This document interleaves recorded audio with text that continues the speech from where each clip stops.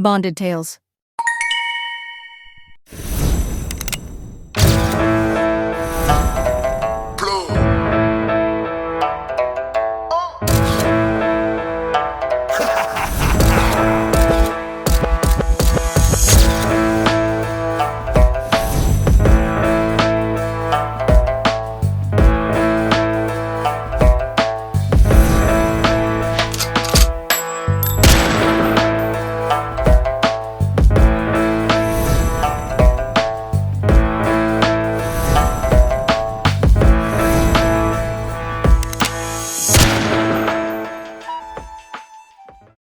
Ano ang gagawin mo kung ang isang aksidente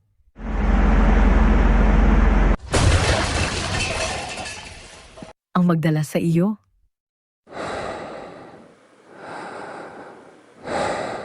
Sa ibang daigdig?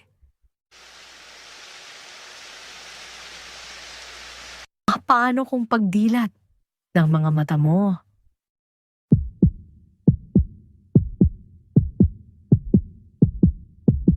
ay di ka na pamilyar sa lugar na kinaroroonan mo? Paano kung kinakailangan mong umibig at ibigin?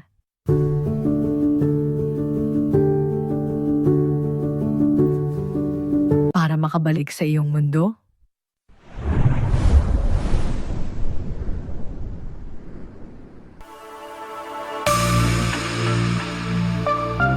Sa oras na bumuka ang bulaklak ng pag-ibig,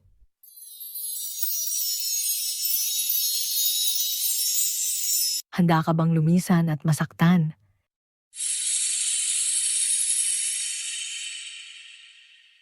At saktan ng damdamin ng iyong iniibig?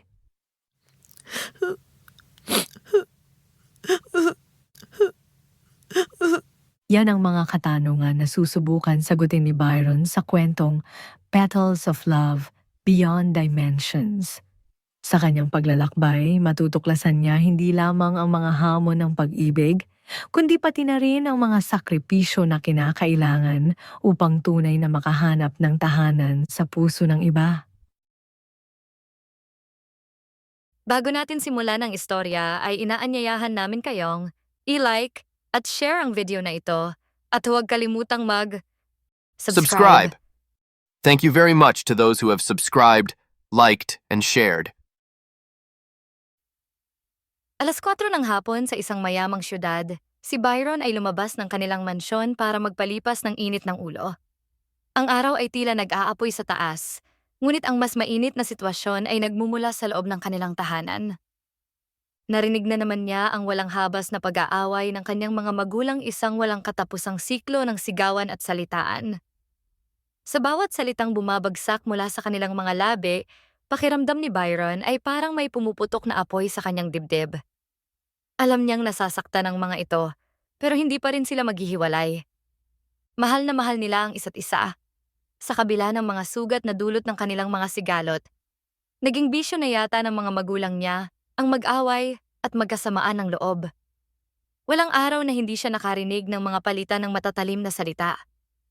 Minsan, naiisip ni Byron na siya na ang naging magulang ng dalawang batang palaging nag-aaway. Sa kabila ng siya ay 19 na taon pa lamang, pakiramdam niya ay mas matanda pa siya sa kanyang mga magulang. Habang nagmamaneho siya ng kanyang mamahaling kotse, nagpasya siyang maghanap ng paraan upang maaliw ang kanyang ina. Bibilhan ko si ma'am ng bulaklak. Ang naisip niya, Mawawala na ang init ng ulo niya pag sinabi ko bigay ito ni dad. nakangiting nagmaneho siya patungo sa paborito niyang tindahan ng bulaklak.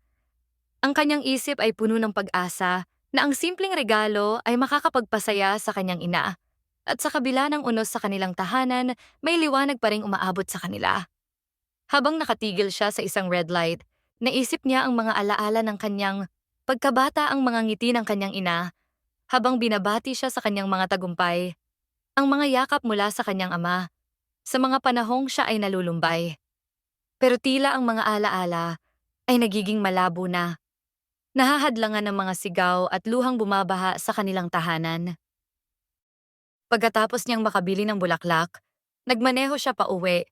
Nag-iisip ng mga paraan kung paano maibabalik ang saya sa kanilang tahanan. Subalit sa gitna ng kanyang pagninilay, bigla na lang siyang napatigil. Isang malaking truck ang sumalpok sa kanyang sasakyan. Laking gulat ni Byron, ang kanyang puso ay tila huminto sa pagtibok. Mabilis na nag-flash sa isip niya ang mga imahe ng kanyang mga magulang, nag-aaway at nagmamasid sa kanya na tila ba siya ang solusyon sa kanilang mga problema. Paano kung mamatay na ako? Ang tanong na naglalaro sa kanyang isipan. May mga pangarap pa siya na hindi pa natutupad, isang buhay na puno ng mga tanong, at isang pamilya na nasa bingit ng pagkawasak. Pilit niyang iminumulat ang kanyang mga mata, ngunit tila ba ang kanyang katawan ay sumusuko na. Bago siya tuluyang mawalan ng ulirat, nakarinig siya ng isang tinig na tila galing sa malayo. Makakabalik ka lang pag namukadkad ang bulaklak ng pag-ibig. Tila naglaho ang lahat sa paligid niya. Ang kanyang isip ay nagdilim, at ang kanyang puso ay tila humihinto na sa laban ng buhay at kamatayan. Ang huling alaala na kanyang natandaan ay ang palumpon ng mga bulaklak na dala-dala niya umaasang makakapagbigay ng pag-asa sa relasyon kanyang ama at ina.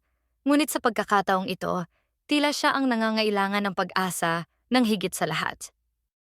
Tuluyan ang nawala ng ulirat si Byron, ang mga pangarap at pangako ay tila naglahong parang bula. Araw ng day off ni Charity at nagdesisyon siyang lumabas ng kanyang apartment upang magpahinga at mag-isip. Kahit na siya ay pagod mula sa trabaho bilang isang mananahi, palaging nagbibigay sa kanya ng kasiyahan ang pakainin ng mga pusang ligaw sa bakanteng lote malapit sa highway. Habang inihahanda niya ang pagkain, ang kanyang puso ay puno ng saya. Kumain lang kayo at magpakabusog. Masayang sambit niya sa mga cute at matatabang pusa na nag-aabang. Habang pinapanood niya ang mga pusa na masayang kumakain, bigla siyang nakarinig ng mahinang ungol. Parang isang tawag mula sa malayo na nagpagising sa kanyang damdamin. Ano yon? Sino ang umuungol? Nagtatakang tanong niya sa sarili. Tumayo siya at nagsimulang maglakad-lakad, palingalinga, hinahanap ang pinagmulan ng tunog. Nang makita niya ang dugo ang katawan ni Byron na nakahiga sa lupa, parang tumigil ang mundo niya. Ah! Bakit may dugo ang lalaki dito? Di na siya umuungol, buhay pa kaya siya? Ang takot at pagkabigla ay naghalo sa kanyang dibdib. Pumulot siya ng patpat, nagdadalawang isip, at sinundot-sundot ang lalaki. Umungol ulit ito ng mahina. Buhay pa siya. Naisip ni Charity, ang takot ay napalitan ng alalahanin. Paano ka napunta dito at bakit ka duguan? Kuryosong tanong niya, ngunit walang sagot na narinig mula sa estranghero. Walang oras na nasayang, mabilis niyang kinuha ang kanyang cellphone at tumawag ng emergency. Habang naghihintay ng tulong, sinamahan niya ang lalaki. Pinapanatili ang kanyang ulo sa kanyang bisig, nagdadasal na sana ay makaligtas ito. Dumating ang ambulansya at agad na binigyan ng paunang lunas si Byron. Habang siya ay pinapasa ng mga paramedic, hindi maalis sa isip ni Charity ang mga tanong. Sino siya? Ano ang nangyari sa kanya? Bakit siya nandito? Sumama siya sa hospital, nag-aalala sa kalagayan ng estranghero na sa kabila ng kanyang mga sugat ay tila may mas malalim na kwento. Pagdating sa hospital, tinanong siya ng pulis tungkol sa mga pangyayari. Kilala mo ba ang binata? Tanong ng pulis. Hindi ko siya kilala, sagot niya. Natagpuan ko lang siya, naduguan. Ang kanyang boses ay nanginginig at puno ng pag-aalala. Ipinahayag niya kung paano niya siya natagpuan, pati ang kanyang takot at ang kanyang desisyon na tawagan ang ambulansya. Matapos ang ilang minutong pagtatanong, sinabi ng pulis, Hahanapin namin ang record ng binata para makita ang mga kamag-anak niya.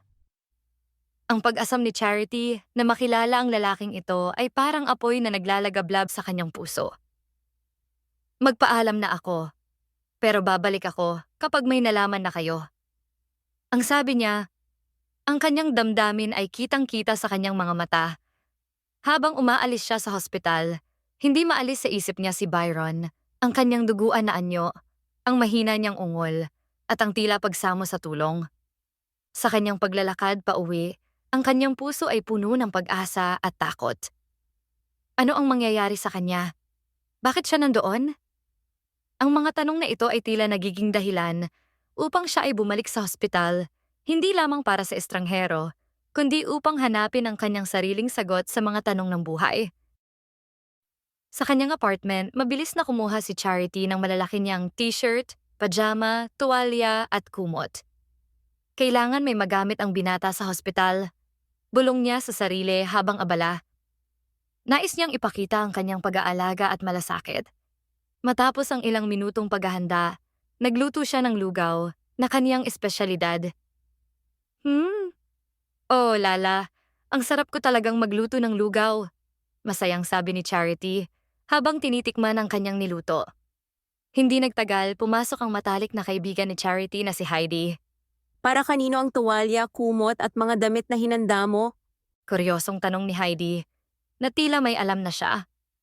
Para sa lalaki sa hospital, sagot ni Charity. Nakatuon pa rin sa pagluluto ngunit ramdam ang kanyang pagkabahala. Nye, ikaw ang nakakita sa napapabalitang lalaking duguan? Charity naman, tinulungan mo pa talaga at di mo na lang ni-report sa pulis. Aburidong wika ni Heidi, tila hindi makapaniwala sa kanyang narinig. Well, masarap tumulong. Matipid na sagot ni Charity, ngunit ang kanyang isip ay nag-aalala pa rin sa kalagayan ni Byron. Biglang tumunog ang kanyang cellphone. Miss, Charity, pulis po ito. Nagsimula ang boses sa kabilang linya. At pasensya na at medyo natagalan. Wala po kaming natagpuan na record na taga dito sa bansa natin ang lalaki. Sa palagay namin, isa siyang dayuhan. Salamat po, sagot ni Charity bago ibinaba ang telepono. Natawa si Heidi. Ayan ang napapala mo sa pagtulong mo sa di mo kakilala. Congrats sa'yo at ikaw ang magbabayad ng hospital bills niya. Bagay nga sa'yo ang pangalan mo, Charity. Tawang-tawa at pagdidiin na sagot ni Heidi. Wait! Oh, no. Paano ito? Mauubos lahat ng ipon ko galing sa pagtatrabaho ko. Malungkot at problemadong sabi ni Charity. Nahulog ang kanyang mga balikat sa takot sa maaaring mangyari. Charity, aalis na ako. Di na kita tutulungan sa ginawa mong problema. Bye, friend. Nangaasar na wika ni Heidi habang papalabas na. Wait! Heidi! Di mo talaga ako tutulungan? Tanong at malakas na pagtawag ni Charity kay Heidi, ngunit hindi na siya nilingon ng kanyang kaibigan at tuluyan nang umalis. Ay, ano ba itong nangyayari? Napabuntong hininga si Charity.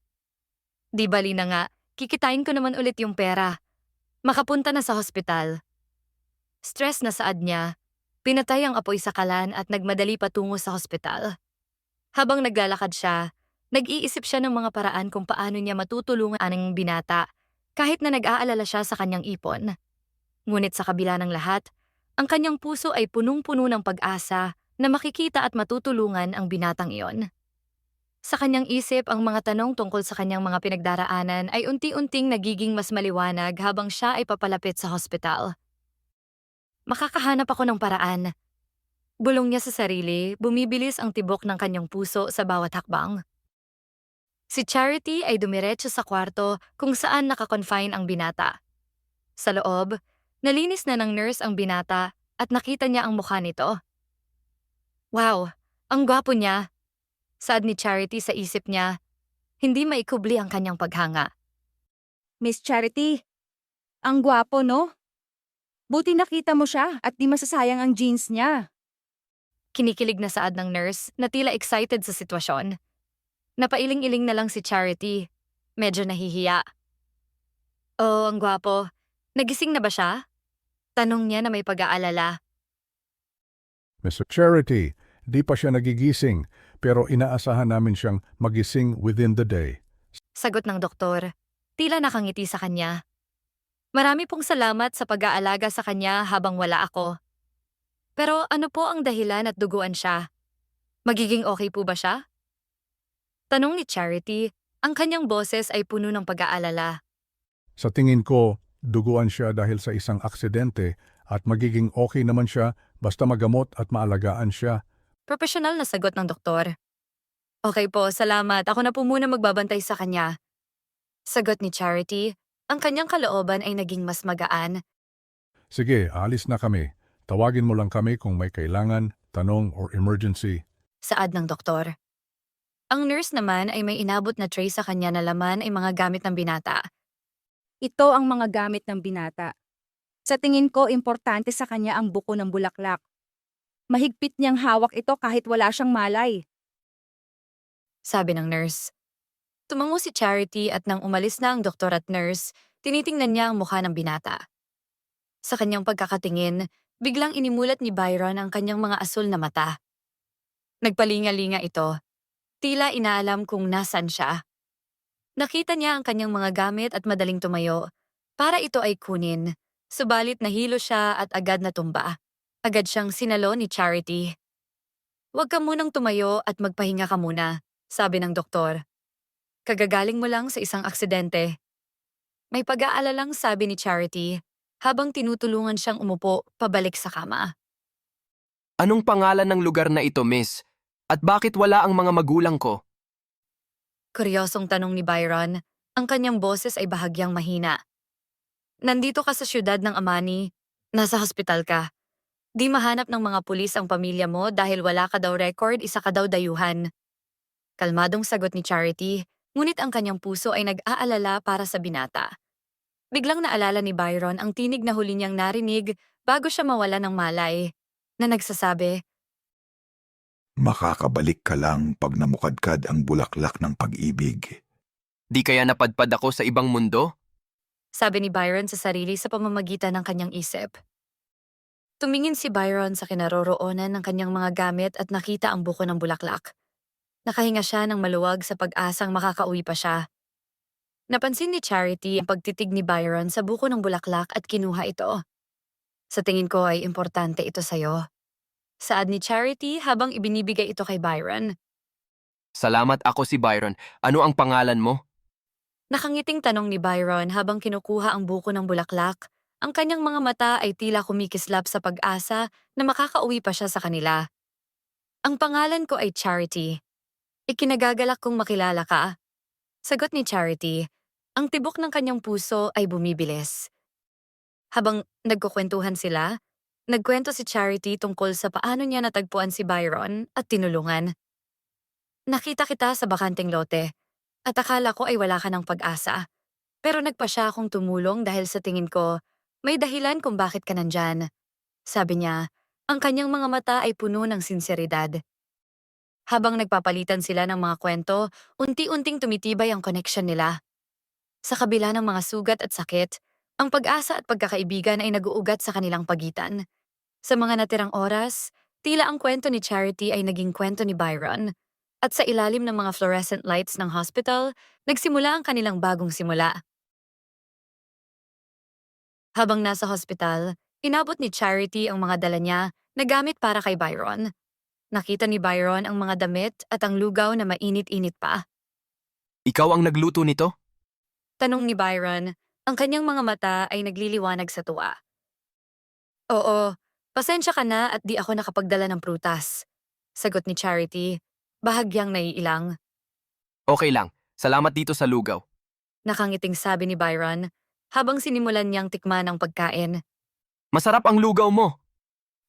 Masayang sabi ni Byron, ang kanyang mga mata ay tila kumikislap sa saya. Masaya akong malaman na nagustuhan mo ito. Gusto mo pa bang kumain nito bukas? Tanong ni Charity, na nag-aalala na baka hindi sapat ang pagkain na naihanda niya.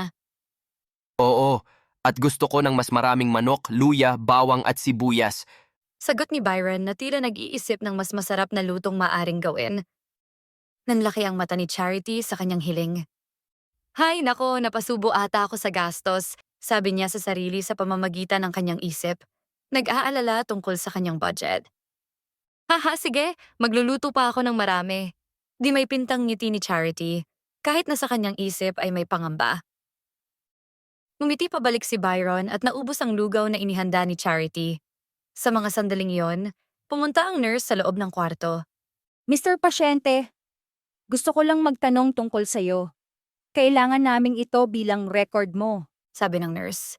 Okay, ano yung mga itatanong mo? Tanong ni Byron na tila handang sumagot.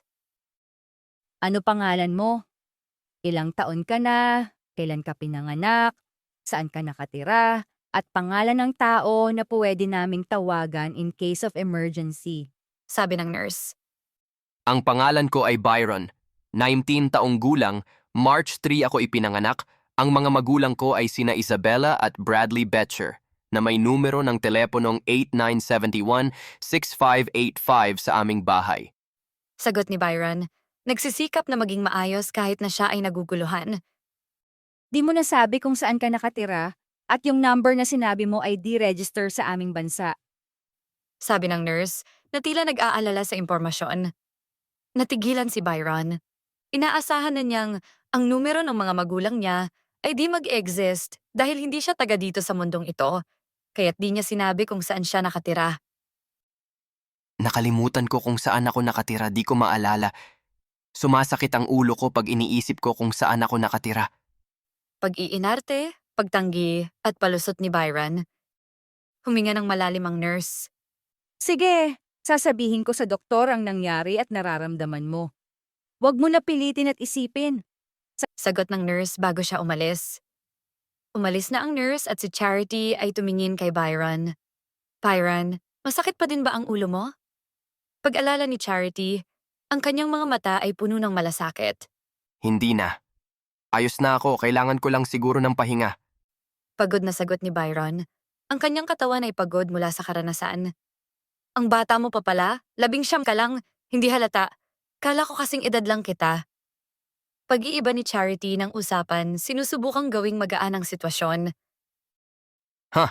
Bakit? Ilang taon ka na ba? Nagtatakang tanong ni Byron. 22 na ako. Bakit? Balik tanong ni Charity.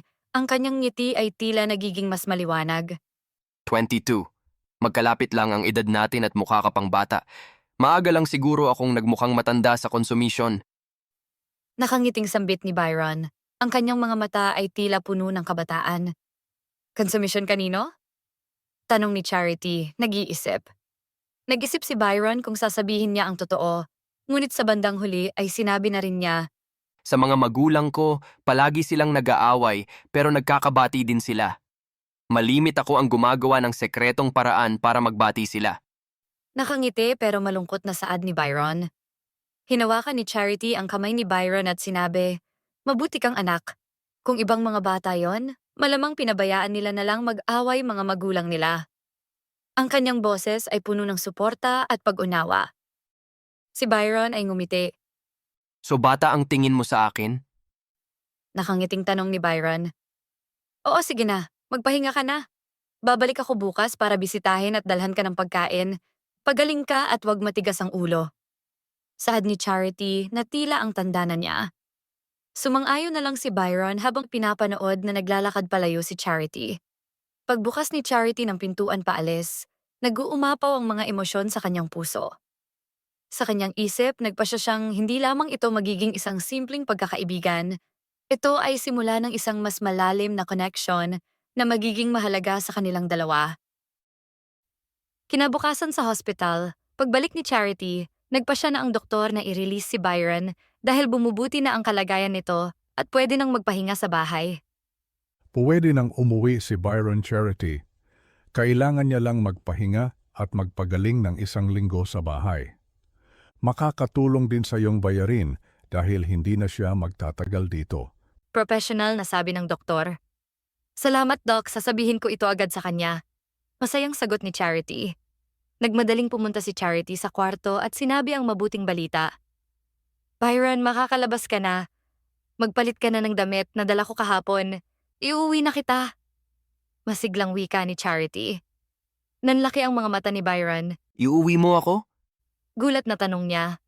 Ang kanyang damdamin ay magkahalong saya at pagkabigla. Oo, kaya magbihis ka na. Kailangan mo lang ituloy ang gamutan at pagpapagaling sa bahay ko.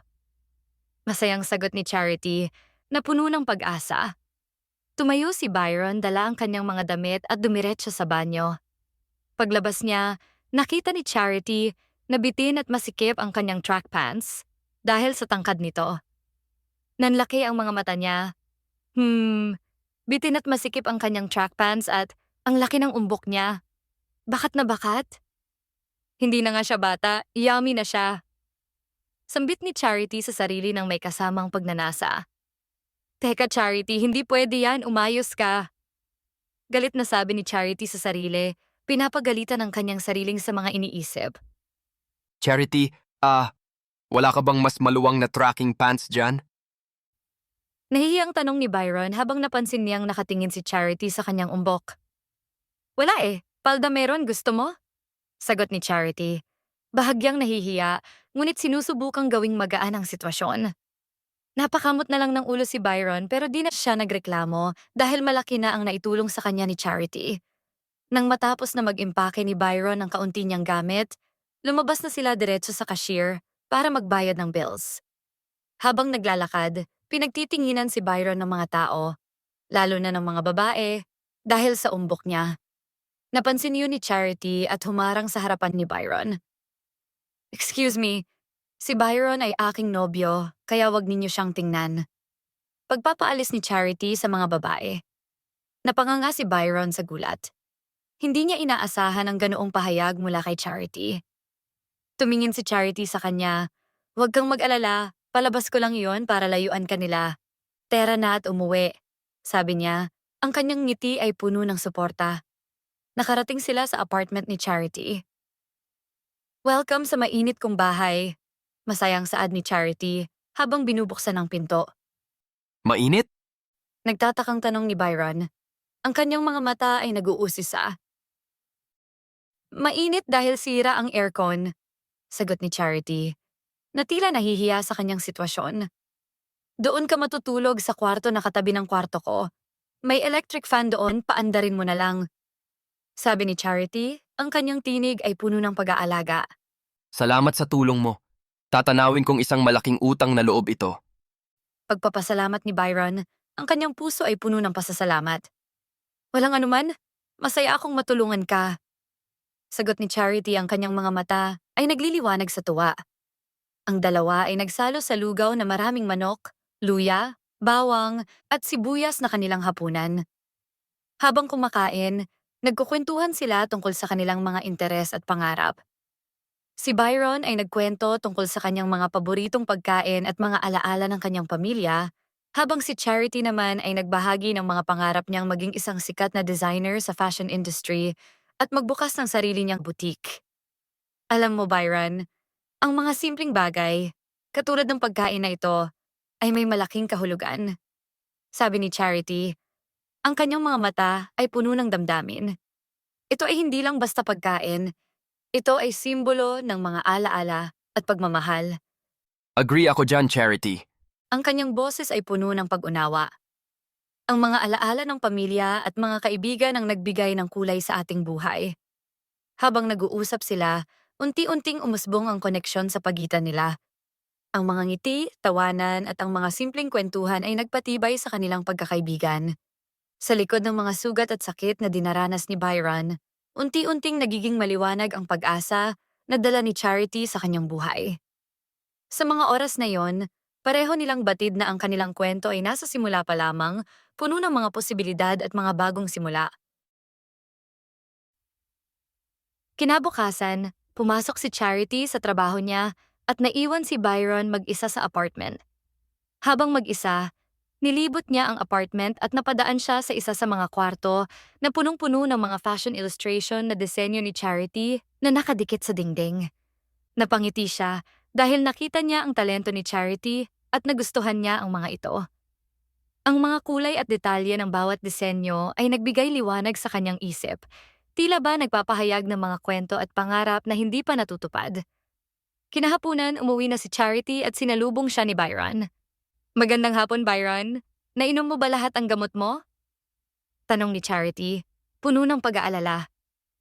Oo, nainom ko lahat. Nakita ko ang mga larawan na iginuhit mo at sa tingin ko dapat kang sumali sa isang prestihiyosong fashion design competition. Mananalo ka. Sagot ni Byron. Ang kanyang mga mata ay puno ng paghanga. Ha?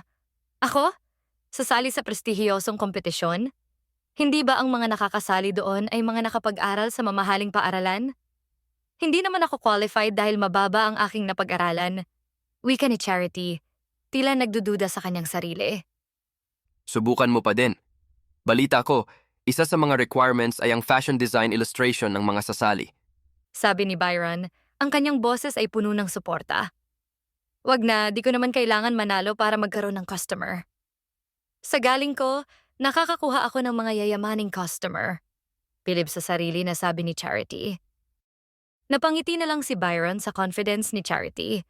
Di nila namalayan na pumasok na pala ang matalik na kaibigan ni Charity na si Heidi at nagtitili ito. Ay, napakagwapo ng nadampot mo, Charity. Sa wakas ay madidiligan ka na. Kinikilig na, sabi ni Heidi. Si Byron ay namumula at napasimangot naman si Charity na namumula sa hiya. Anong sinasabi mong diligan? Mas bata sa akin si Byron. 19 lang siya. Malditang saad ni Charity sa kaibigan. 3 taon lang naman ang agwat nyo at di halata na mas matanda ka. So kailan mo balak diligan ang kepyas mo? Pag matanda ka na? Maganda ngayon, fresh na fresher, batang-bata at napakagwapo ang magdidilig sa'yo. Panunukso ni Heidi sabay tawa. Lalong namula si Byron at ang bilis ng tibok ng puso niya sa mga pinagsasabi ni Heidi. Samantalang si Charity ay pulang-pula at siniko ang kaibigan. Aray, Charity, ang sakit. Kung ayaw mo magpadilig, ako na lang ang magpapadilig sa kanya. Kunot noo at nakangisi na sabi ni Heidi. Bagay lang yan sa'yo. Labas, di kita kailangan dito. Sabi ni Charity habang tinutulak ang kaibigan palabas ng apartment niya. Nang sinarado ni Charity ang pintuan at nilock ito. Pasensya ka na sa kaibigan ko, Byron. Masyadong wild pero mabait yon. Umiwas ka na lang sa kanya, okay? Nahihiyang saad ni Charity. Sige, iiwas ako. Mukha nga na mabait siya pero may dalang trouble. Tugon ni Byron, ang tono niya ay puno ng pagpapatawa. Nagtawanan ang dalawa, ang kanilang pagkakaibigan ay umuusbong. Nagtulungan silang magluto ng hapunan, ngunit napansin ni Charity na si Byron ay di marunong maggayat ng gulay at magprito ng isda. Pinipirito niya ito ng walang mantika. Wait, Byron? Pansin ko lang di ka marunong magluto at di ganyan ang pagprito ng isda. Mayaman ka ba? At anong kinain mo kanina kasabay ng gamot mo? Huwag mong sabihin di ka kumain. Sita ni Charity kay Byron. Ang kanyang tono ay nagiging seryoso. Napalunok at napipilitan ngumiti si Byron. Tama ka, di ako marunong magluto. Lumaki ako ng may gintong kutsara sa bibig. Kumain naman ako yung mga cookies mo. Sorry. Kinakabahan na sagot ni Byron. Napailing-iling na lang si Charity at tinuruan siyang magluto para sa susunod ay makakain si Byron ng maayos pag mag-isa lang siya sa apartment. Masaya nilang nairaos ang kanilang hapunan, puno ng mga tawanan at kwentuhan na tila nagbubuklod sa kanilang dalawa. Nang matapos silang kumain, pumunta na sila sa kanilang silid. Napatingin si Byron sa buko ng bulaklak na nakalapag sa kanyang tabi. Sa oras na mamukadkad ang bulaklak ng pag-ibig, makakauwi na siya sa kanila. Napansin niya na medyo lumaki ang buko ng bulaklak. Teka, lumaki ang buko ng bulaklak. Paano nangyari ito? Ibig bang sabihin nito, nasa tamang direksyon ako? Nagtataka niyang tanong sa sarili. Si Charity. Si Charity ang magiging pag-ibig ko sa mundong ito. Ibig sabihin, si Charity ang makakatulong sa akin makauwi sa amin. Nanabik at naluluhang sabi ni Byron sa sarili. Mom, Dad, antayin niyo ako, uuwi ako. Sambit ni Byron sa sarili habang hinihiling na huwag maghiwalay ang mga magulang niya.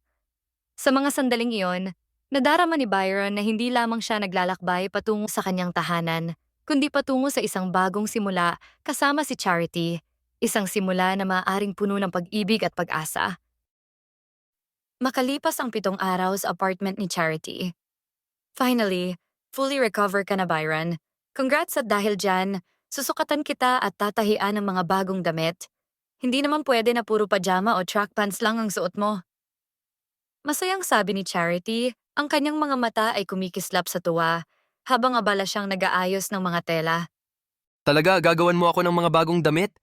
Tanong ni Byron na tila hindi makapaniwala. Naramdaman niya ang init ng kanyang mga pisngi habang iniisip ang mga bagong damit na magiging simbolo ng kanyang bagong simula.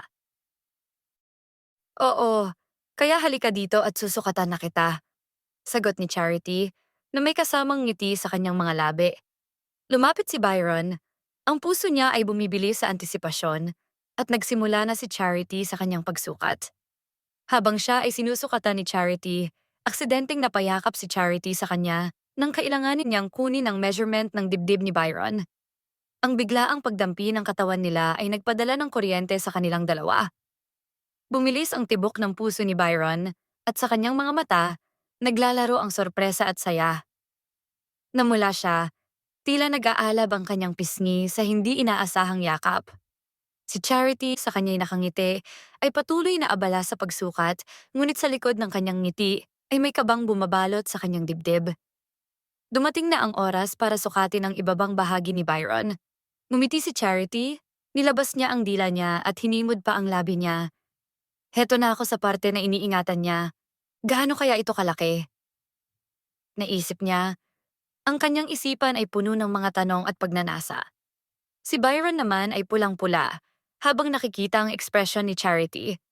Ang kanyang mga mata ay tila naglalaman ng magkahalong takot at pag-asa habang nag-aantay sa susunod na mangyayari. Nagsimula nang sukatin ni Charity ang baywang, balakang, haba ng pantalon, inseam length, hita, leg opening, at ang panghuli, ang front rise ng pantalon. Ang laki talaga. Masarap siguro ito? Kinikilig na bulong ni Charity sa sarili, ang kanyang boses ay halos pabulong, ngunit nadinig ito ni Byron. Agad siyang kinabahan, ang kanyang puso ay tila tumalon sa kanyang dibdib. Ahem, tapos na ba? Namumulang tanong ni Byron, ang mga mata niya ay puno ng pag-asam at pangarap. Oo, nakuha ko na ang measurement mo, sagot ni Charity, ngunit ang kanyang boses ay tila naglalaman ng pag-aalinlangan. Ano nga pala ang malaki? Tanong ni Byron, ang kanyang tono ay puno ng pangaakit. Ha? Malaki pala ang hita mo. Namumula at natatarantang sagot ni Charity, ang kanyang mga mata ay umiikot sa paligid, nag-aabang kung ano ang susunod na mangyayari. Ngumiti si Byron, sa tingin niya ito na ang pagkakataon para paibigin si Charity sa kanya. Ganoon ba? Pabulong at nangaakit na tanong ni Byron, na dahan-dahang itinulak si Charity laban sa dingding. Ang kanyang mga braso ay inunat. Ikinulong si Charity sa pamamagitan ng kanyang bisig. Ang hangin sa paligid ay tila nag-uumapaw sa tensyon. Bumilis lalo ang tibok ng puso ni Charity. Ang kanyang mga mata ay naglalaman ng takot at pananabik. Byron, totoo yung hita mo malaki. Namumulang sagot ni Charity. Ang kanyang boses ay nanginginig. Hita ko lang ba talaga ang malaki? Mukhang mali ata ikaw nang sinasabi, Charity. Marahan at nangaakit na sagot ni Byron habang dahan-dahang idinidikit ang kanyang mga labi sa leeg ni Charity. Tila may kuryenteng gumapang sa kanyang katawan. Ang bawat pagdampi ng hininga ni Byron sa kanyang leeg ay nagdulot ng mga panginginig. Nataranta siya, at sa isang iglap nagdesisyon siyang umupo. Nagbigay daan ito para siya ay makatakas sa bisig ng binata. Byron, ano ba nangyayari sa'yo? Nakangiti, namumula, at kinikilig na sabi ni Charity habang pandalas na tumayo siya at karipas ng takbo papunta sa kanyang kwarto. Napangiti si Byron sa reaksyon ni Charity. Ang kanyang puso ay puno ng tuwa at pag-asa. Habang si Charity naman ay ang bilis-bilis ng tibok ng puso. Grabe, sasabog na ata ang puso ko sa bilis ng tibok nito. Ano ba itong nangyayari sa akin? Ang mga tanong na ito ay nag-uumapaw sa kanyang isipan. Tila ba ang kanyang puso ay may sariling desisyon na hindi niya kayang labanan? Nakaidlip si Charity at nagising dahil nadinig niya ang sarili niyang ungol. Napanaginipan ko si Byron at sinisid niya ang aking perlas. Gulat at hindi makapaniwalang saad niya sa sarili. Ano ba itong nangyayari sa akin? Nakasama ata yung halik niya sa leeg ko at nagbigay ito ng sobrang init na panaginip. Namumula niyang sambit habang naaalala ang mga pangyayari sa kanyang panaginip, ang kanyang damdamin ay nag-uumapaw sa kanyang isipan. Kamusta na kaya si Byron? Kailangan ko nang lumabas at harapin siya, mananahi pa ako ng mga damit niya. Tumayo si Charity, ang kanyang puso ay puno ng pag-asa at kabang nag-aabang sa mga susunod na mangyayari. Paglabas niya, nakita niya si Byron na nakikipagkwentuhan kay Heidi at bigla siyang nakaramdam ng kaunting selos. Ang kanyang dibdib ay tila humihigpit sa pag-iisip na ang ibang tao ay nakakasama si Byron. Lumapit sa kanya si Byron. Nagdala si Heidi ng nilutong pininyahang manok. Masayang sabi ni Byron. Ang kanyang ngiti ay tila nagbigay liwanag sa paligid. Salamat, Heidi. Malambing na sagot ni Charity. Ngunit may bahid ng kabang bumabalot sa kanyang puso habang pinagmamasdan ng silang dalawa. Ba't parang malungkot ka? Nagseselos ka ba? Nagtatakang tanong ni Heidi. Ang kanyang mga mata ay puno ng pag-unawa. Hindi. Kagigising ko lang kaya ako ganito. Depensa ni Charity, ngunit ang kanyang boses ay bahagyang nanginginig. Natawa na lang si Heidi. Nagkakagusto ka na kay Byron, nakikita ko iyon, Charity. At wag mo akong lolokohin dahil kilala kita, matagal na kitang kaibigan. Ang pangaasar ni Heidi ay nagdulot ng init sa pisngi ni Charity at nagtawanan ng dalawang magkaibigan sa kanilang kwentuhan. Maya-maya, may kumatok sa pintuan. Dumating si Jay, ang gwapong kaibigan at kapitbahay ni Charity. Pinapasok siya ni Charity sa loob. Ang kanyang ngiti ay tila naglalaman saya at aliw. Charity, pasensya na, masyado akong naging busy sa trabaho at bihira na lang makabisita sa'yo. Sad ni Jay na may kasamang ngiti. Okay lang, wala ka namang obligasyon sa akin. Nakangiting sagot ni Charity, ngunit sa kanyang dibdib, may kaunting pangambang bumabalot. Samantalang si Byron ay nagsiselos ng husto dahil sa presensya ni Jay. Ang kanyang puso at isip ay tila naglalaban, ngunit pinilit niyang pigilin ang sarili na makipagtagisan kay Jay. Si Heidi at Charity ay nagdesisyon na bumukod at mag-usap ng silang dalawa lamang at pumunta sa kwarto ni Charity. Mahal mo na ba si Byron? Tanong ni Heidi, ang kanyang boses ay puno ng pag-usisa. Namula si Charity, hindi ako sigurado dahil higit 1 linggo ko pa lang siyang kilala. Pero sa totoo lang, kinikilig ako at ang bilis ng tibok ng puso ko. Lalo na pag... Kinikilig na sabi ni Charity, ang kanyang mga mata ay nagliliyab sa tuwa. Pag ano, Charity? Tanong ni Heidi, na tila sabik sa kanyang sagot. Pag nilalandi niya ako, namumula si Charity ng husto. Ang kanyang puso ay tila nag-aapoy sa mga alaala ng mga sandaling yon. OMG, nilalandi ka niya, kailan pa? Di makapaniwala at gulat na tanong ni Heidi. Oo, nilandi niya ako kaninang umaga, pero hindi ko iniisip na seryoso siya. Di naman niya ako tinanong kung pwede ba niyang ligawan. Kaya sa tingin ko, pinagtitripan niya lang ako. Sagot ni Charity, ang kanyang boses ay may halong kilig at seryosong pag-iisip. Paano kung ligawan ka niya?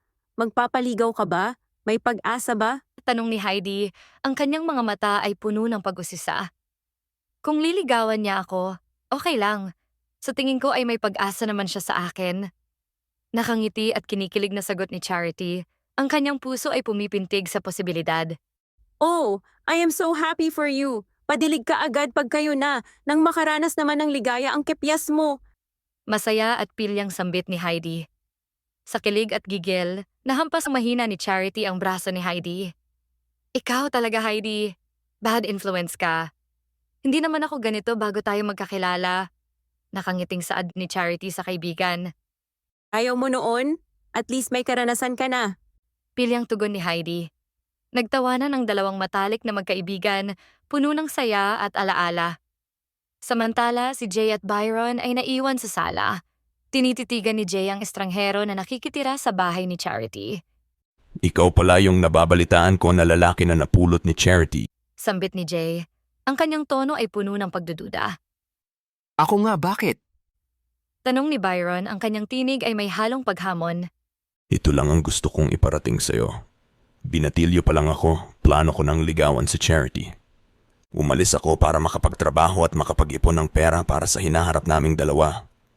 Ngayong nandito na ako at mukhang ayos na ang iyong kalagayan, pwede ka nang umalis. Sagot ni Jay. Ang kanyang boses ay puno ng angas. Nag-init ang ulo ni Byron, ngunit pinigilan niya ang sarili na magalit. Kung gusto mo pala si Charity mula noong binatilyo ka pa, bakit di mo agad siya niligawan? Huli na. Sa tingin mo, basta-basta na lang ako papayag sa gusto mo. Kung gusto mo siya, dapat noon mo pa siya niligawan nang wala ka pang karibal. Ngayon nandito na ako, sorry na lang sa'yo, pero liligawan ko din siya. Masyado kang naging petex. sagot ni Byron. Ang kanyang tono ay puno ng determinasyon. Naasar si Jay. Ha? Pagkasama ako ni Charity, palagi siyang masaya. Pagmamayabang niya. Sa maikling panahon na nakilala ko si Charity, nakita ko na siya ay sadyang masayahin at mabuti ang kanyang puso, kaya wag mong ipamukha sa akin na masaya siya pagkasama ka. Sagot ni Byron. Ang kanyang boses ay nagiging mas matatag.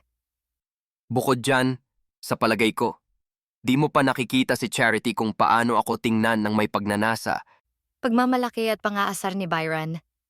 Anong ginawa mo kay Charity? Galit na saad ni Jay. Ang kanyang mga mata ay naglalaman ng matinding galit at tuluyan niyang inatake si Byron. Ngunit madali namang nakaiwas si Byron. Ang kanyang katawan ay parang may sariling buhay at automatikong kumilos. Sa isang mabilis na galaw, naipilipit ni Byron ang kamay ni Jay papunta sa kanyang likuran ng walang kahirap-hirap. Kung sa mano-manong labanan, hindi mo ako basta-basta matatalo, Jay. Kickboxing at iba't ibang klaseng martial arts ang almusal ko sa umaga. Galit at maangas na tugon ni Byron, ang kanyang tinig ay puno ng kumpiyansa. Nadinig ng mga dalaga ang pag-aaway sa labas at nagmadali silang lumabas ng kwarto. Si Byron ay minadaling ipagpalit ang sitwasyon niya kay Jay. Umakto siya bilang agrabyado, umaarte, at pineke ang kanyang pagkatalo. Aray, ang sakit. Bakit mo ako inaatake, Jay? Pag-arte at pagkukunwari ni Byron. Jay, anong ginagawa mo kay Byron? Kagagaling lang niya. Gulat na saad ni Charity, habang tinutulak si Jay palayo kay Byron. Charity, hayaan mo akong magpaliwanag. Pagsusumamo ni Jay kay Charity, ang kanyang boses ay puno ng pagmamakaawa. Labas! Jay, umalis ka sa harapan ko! Galit na saad ni Charity, ang kanyang mga mata ay nag-aapoy sa galit. Please. Nagmamakaawa na sabi ni Jay, ang kanyang boses ay umaasa sa pag-unawa. Mag-uusap tayo sa ibang araw, umalis ka na! Pagtatabuyan ni Charity kay Jay, ang kanyang tono ay puno ng determinasyon. Tuluyan nang lumabas ng bahay si Jay at nag-iwan ng panibagong tensyon sa hangin. Ayos ka lang ba? Wala bang masakit sa'yo? Pagtatanong na may kasamang pag-aalala na sambit ni Charity habang hinahaplos ang magkabilang pisngi ni Byron. Ang kanyang mga kamay ay nagbigay ng init sa puso ni Byron. Ang sakit ng pisngi ko, kailangan ata ng halik mo. Pilyong saad ni Byron, ang kanyang ngiti ay puno ng pangaakit. Nagulat si Charity at kinilig, habang si Heidi ay nagtitili sa kilig. Agad binitawan ni Charity ang pisngi ni Byron. Diyan ka na nga, mukhang okay ka naman. Malditang saad ni Charity. Umalis si Charity, ang kanyang ngiti ay nagiiwan ng liwanag sa kanyang muka habang namumula. Makalipas ang 2 linggo sa bahay ni Charity, natapos na niya ang mga tinahin niyang iba't ibang klase ng damit para kay Byron. Byron, halika isukat mo ang mga bagong tahi kong damit para sa'yo. Masayang saad ni Charity, ang kanyang mga mata ay kumikislap sa kasabikan. Lumapit si Byron at, sa isang iglap, hinubad ang kanyang pangitaas. Lumitaw ang kanyang mga abs na tila sculpted mula sa bato. Namutla si Charity sa tanawin. Mukhang yummy ang mga abs niya. Pwede ko kaya itong hawakan? Bulong niya, ngunit sa hindi niya inaasahang pagkakataon na dinig ito ni Byron. Agad kinuha ni Byron ang kamay ni Charity at ipinahawak ang kanyang mga abs. Ang init ng kanyang katawan ay mabilis na umabot kay Charity at bumilis ang tibok ng kanyang puso. Nagkatitigan sila, may init na gumagapang sa kanilang mga katawan at tila kay sarap ng sandaling iyon. Bakit parang nasa isang panaginip ako? Naisip ni Byron, ngunit sa kabila ng init ng sitwasyon, nag-umpisa siyang umiling at sinaway ang sarili. Hindi pwede iyan, Byron. Pagpipigil niya sa sarili at iniba ang usapan upang makaiwas sa pagnanasa ng kanyang laman. Kinuha ni Byron ang mga damit at pumunta sa kwarto upang magpalit. Samantalang si Charity ay di makapaniwala sa nangyari. Kinabahan ako doon akala ko talaga lalapain niya na ako. Kinikilig na bulong ni Charity sa sarili. Hey, ang galing niya magpigil Gusto ko ang lalaking kayang pigilan ang sarili niya. Pagpapatuloy niya sa kanyang sambit, ang kanyang puso ay puno ng pag-asa. Lumabas si Byron at kapansin-pansin na bumagay ang damit na suot niya sa kanyang katawan. Ano sa tingin mo? Bagay ba? Tanong ni Byron may kasamang ngiti na tila ng akit. Oo, bagay na bagay, saktong-sakto sa katawan mo. Nakangiting sagot ni Charity, ang kanyang boses ay puno ng paghanga. Nagustuhan ko lahat ng tinahi mo para sa akin. Maraming salamat.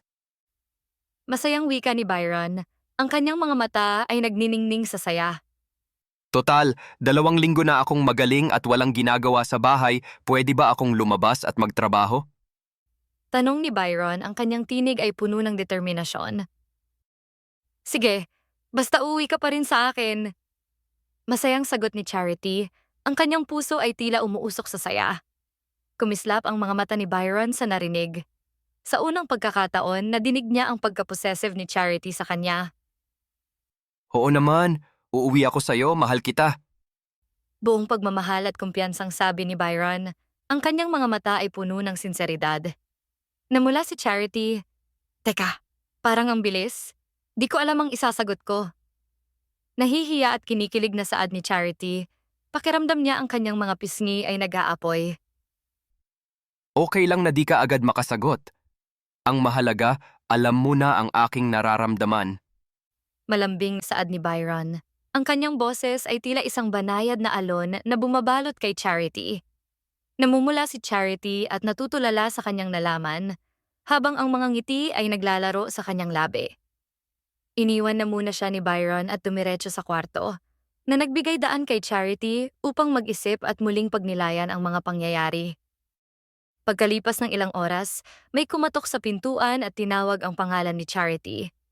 Binuksan ni Charity ang pintuan at nakita niya ang kanyang ina. Charity, anak. Anak ko. Malungkot na sabi ng ina niya. Ang kanyang boses ay puno ng pag-aalala. "Anong ginagawa mo dito?" Galit na saad ni Charity, ang kanyang puso ay tila nag-aalab sa galit at sakit. Gusto kong magkasama na tayo. Kukupkupin na kita, anak. Malungkot na sabi ng kanyang ina, ang mga mata nito ay puno ng luha. "Hindi. Maari ang gusto mo. Matapos mo akong iwan nung 8 taon pa lang ako para sumama sa lalaki mo. Naghirap ako. Hinanap kita at natagpuan nung 10 taon pa lang ako, pero ipinagtabuyan mo ako. Sinabi mo sa akin na hinding-hindi mo na ako kailangan at di mo ako mahal." Galit na sabi ni Charity. Ang kanyang boses ay tila bumabagsak na kidlat. "Nagmakaawa ako sa'yo noong mga panahong iyon dahil wala nang gustong kumupkop sa akin. Tinalikuran mo ako noong panahon na kailangan ko ng pagmamahal at kalinga ng isang ina. Ngayon na ilang taon na kayo ng asawa mo na sumubok na magkaanak, pero di ka mabuntis. Bigla mo akong naalala? Malaki na ako para kupkupin at di ko na kailangan ng pag-aaruga ng isang ina. Umalis ka. Iwan mo na ako. Hindi na kita kailangan." Galit na sambit ni Charity. Ang kanyang puso ay puno ng sakit at galit. Anak, patawarin mo ako. Patawarin mo ako. Handa na akong bumawi sa'yo sa lahat ng pagkukulang ko. Pagsusumamo ng kanyang ina habang umiiyak, ang mga luha ay bumabagsak mula sa kanyang mga mata. "Hindi ka na kahit kailan makakabawi pa. Dahil wala na yung batang Charity na hinahanap ang pagmamahal at pag-aaruga mo. Hindi mo na maibabalik at mapapasaya ang panahon na ako'y isang musmus pa lamang dahil yun ay tapos na." Galit na sambit ni Charity. Ang kanyang tinig ay puno ng determinasyon. Tinangka siyang yakapin ng kanyang ina, ngunit agad niya itong itinulak palayo at palabas ng apartment niya. Sinaraduhan niya agad ang pintuan at umiyak. Ang kanyang mga luha ay tila ilog na umaagos sa kanyang mga pisngi.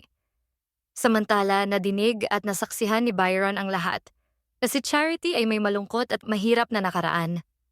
Ang kanyang puso ay pumait sa sakit ng mga salitang narinig niya mula kay Charity.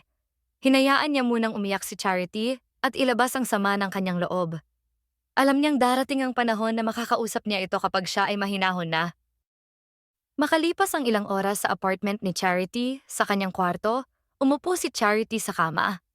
Umiiyak pa din siya, ngunit pinapakalma niya ang sarili. Ang kanyang mga kamay ay naglalaro sa gilid ng kanyang kama. Nang biglang kumatok si Byron at pumasok na may daladalang orange juice at pagkain, Inilapag niya ito sa maliit na mesa sa tabi ng higaan ni Charity. Ang kanyang mga mata ay puno ng pag-aalala. Kamusta na ang pakiramdam mo? Nag-aalalang tanong ni Byron. Ang kanyang tinig ay puno ng sinseridad. Ito, malungkot at masama pa din ang loob ko. Alam ko na nadinig mo lahat at malamang nagtataka ka kung bakit ako ganito kagalit. Malungkot na sagot ni Charity. Ang kanyang mga mata ay tila nagiging basa na naman sa mga alaala. Pwede ko bang malaman ang iyong kwento kung bakit ka ganan kagalit sa iyong ina? Kung hindi ka naman handa na sabihin, ay okay lang din. Tugon ni Byron, umaasa na malaman ang istorya ni Charity. Sige, ikukwento ko sa'yo. Basta ikwento mo din ang sayo ha. Umiiyak at ngumingiting sagot ni Charity. Ang kanyang boses ay may halo ng pag-asa. Oo, ikukwento ko din ang sa akin. Mas maganda na ito para makilala pa natin ang isa't isa.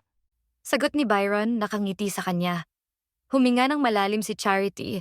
Ang kanyang dibdib ay tila puno ng bigat. Nag-umpisa siyang magkwento. Nang aksidenteng mabuntis ng ama ko ang aking ina, na si Georgia, gusto akong ipalaglag ng aking ina. Pero pinigilan siya ng ama ko at siya ay pinanagutan. Bago ako mag-6 na taon, masayang-masaya ang aking kabataan. Ang ama ko ay mahal na mahal ako. Ako ang pinaka-importante sa kanya.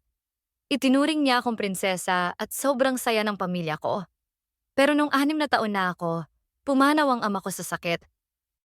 Hindi alam ng aking ina kung paano pamahalaan ang mga negosyo na naiwan ng aking ama. At ito lahat ay nalugi.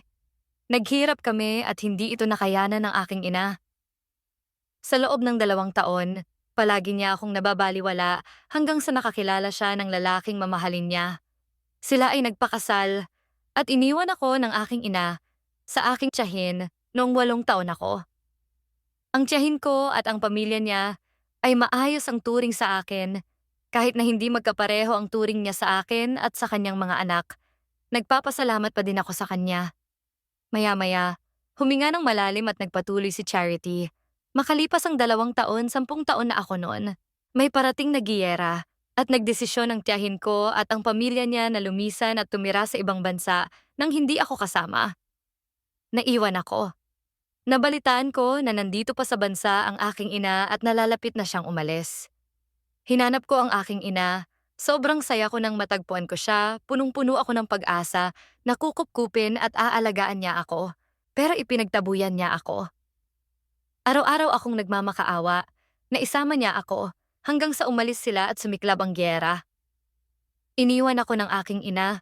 Pinabayaan niya ako mag-isa at makipaglaban para sa aking buhay. Takot na takot ako. Hanggang ngayon nadidinig ko pa din ng malinaw ang mga pagsabog, putok ng baril. Tumigil si Charity sa pagkwento at lalong lumuha. Niyakap siya ni Byron, ang kanyang mga kamay ay banayad na humahaplos sa kanyang likod. Pinunasan ang kanyang mga luha na tila bumabagsak na ulan. Pinagpatuloy ni Charity ang kwento. Ilang buwan lang, naubos ang supply ng pagkain at malinis na tubig para sa mga survivor. Marami ang nagpapatayan para sa tubig at pagkain. Umalis, lumayo ako at namundok. Pinilit kong mabuhay at lumaban. Natuto akong manghuli ng isda at umiinom ako ng tubig mula sa malinis na sapa. Nanirahan ako sa kuweba. Lumipas ang 5 taon, nakasurvive ako at ang giyera ay natapos. Lahat ay wasak at ang bansa ay lugmok. Tinulungan kami ng kapitbahay naming bansa at nagpasailalim kami sa kanilang pamamahala na nasa ilalim ng isang kontrata. Noong mga taon din na yon, nakilala ko si Heidi. Tinulungan ako ng pamilya niya. Sobrang gusgusin at taong grasa ako noon. Akala ng lahat lalaki ako. Makalipas ang 6 na taon, nakabawi ng tuluyan ang bansa at kami ay pinalaya ng kapitbahay naming bansa. Nagbalikan ang mga taong nagsilikas, kasama na ang pamilya ng tiyahin at ina ko. Tumigil si Charity sa pagkwento at kumuha ng tissue paper para punasan ang mukha niya. Tumawa siya habang naluluha. Hindi ko akalain na makakaligtas ako sa giyera nun. Ikaw, ano istorya mo? Nakangiti pero maluhaluhang tanong ni Charity. Ang kwento ko, hindi naman ito kasing trahedya gaya ng sa iyo. Kumbaga sa level, ang liit lang ng problema at pinagdadaanan ko kumpara sa iyo. Sagot ni Byron, ang kanyang tono ay puno ng pag-unawa. Okay lang yan. Sige na, ikwento mo na. Gusto kong malaman ang kwento ng manliligaw ko. Pagpapalakas ng loob ni Charity kay Byron, ang kanyang mga mata ay nagliliwanag sa interes. Ngumiti si Byron at nag-umpisa ng magkwento. Kagaya nga ng sabi ko, lumaki ako na may gintong kutsara sa bibig. Hindi ko naranasan maghirap. Mahal na mahal ako ng aking mga magulang. Pero simula pagkabata, palagi silang nag-aaway. Hirap silang pag-usapan ang di nila pagkakaintindihan, maliit man o malaki, pero di sila naghihiwalay. Maliit o 99.9% ng pag-aaway nila, ako ang dahilan kung bakit sila nagbabati. Nakakarindi ang away nila, pero mahal ko pa din sila. Well, yun lang ang maikukwento ko. Saad ni Byron, ang kanyang boses ay tila binabalot ng pananabik at pag-aalala para sa kanyang mga magulang. Nagpatango-tango si Charity. Ang swerte mo pa din. Mahal na mahal ka siguro ng mga magulang mo para di sila maghiwalay. Ikaw ang nagbubuklod sa kanila. Nakangiting saad ni Charity. Ang kanyang tono ay puno ng paghanga. Oo naman, sobrang mahal nila ako. Pagmamalaking wika ni Byron, ang kanyang ngiti ay tila isang siklab ng liwanag. Hinawakan niya ang kamay ni Charity at tinitigan siya sa mata. Pero Charity, tungkol sa ina mo, may karapatan kang magalit at ipakita ito hanggat gusto, hanggat nararamdaman mo ito. Pero mas makakabuti at nakakagaan ng loob pa rin na magpatawad. Sana dumating ang panahon na pipiliin mong magpatawad. Kung mapatawad mo ang iyong ina pero ayaw mo na siyang makasama pa, maiintindihan ko. Ang gusto ko lang ay mawala ang galit na nararamdaman mo. Sinserong saad ni Byron, ang kanyang mga mata ay puno ng malasakit. Ang bait mo naman, pero di ko alam kung kakayanin kong magpatawad. Malungkot na saad ni Charity, ang kanyang boses ay tila isang bulong ng hangin. Lumamig na ang iyong pagkain. Sandali lang at iinitin ko. Sabi ni Byron nang biglaang naalala ang pagkain. Ngumiti si Charity. Sige, iinit mo yan at salamat, pinagaan mo ang loob ko. Kinikilig na saad ni Charity. Makalipas ang isang linggo, nakahanap si Byron ng trabaho. Dahil walang record sa pagkakakilanlan at mga papeles na magpapatunay na siya ay nakapag-aral, ang trabahong natanggap niya ay kargador at errand boy ng isang mayamang tao. Pero kahit ganon, masaya siyang nagtatrabaho dahil alam niyang makakatulong siya kay Charity. Makalipas ang ilang araw, tuwing uwi si Charity, naabutan niya si Byron na nakatitig sa buko ng isang bulaklak na hindi malanta-lanta kahit wala itong ugat. Ngunit binaliwala niya ito. Byron, andito na ako. Masayang saad ni Charity, ang kanyang boses ay puno ng saya sa pagbabalik. Tumingin si Byron sa kanya. Nagluto ako ng paborito mong kalderetang baka at gumawa ako ng fruit salad. Pagmamalaking sambit ni Byron, ang kanyang ngiti ay tila nagliliwanag sa kanyang mukha. Dumiretso sila sa mesa at inalalayan si Charity na umupo ni Byron. Nakita ni Charity ang niluto ni Byron at tinikman ang pagkain. Wow, marunong ka na nga talagang magluto. Ang sarap, mapaparami kain ko nito. Huwag mong sarapan next time, sige ka, baka tumaba ako. Masayang saad ni Charity, ang kanyang mga mata ay nagliliyab sa tuwa. Mas maganda kung magkakalaman-laman ka, ang payat-payat mo. Pilong tugon ni Byron, ang kanyang tono ay puno ng pang-aasar. Sexy ako, sexy, di ako payat.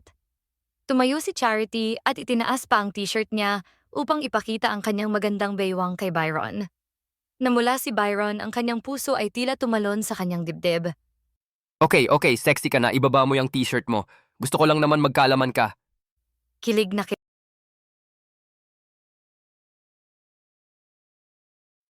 kilig sa kanyang dibdib.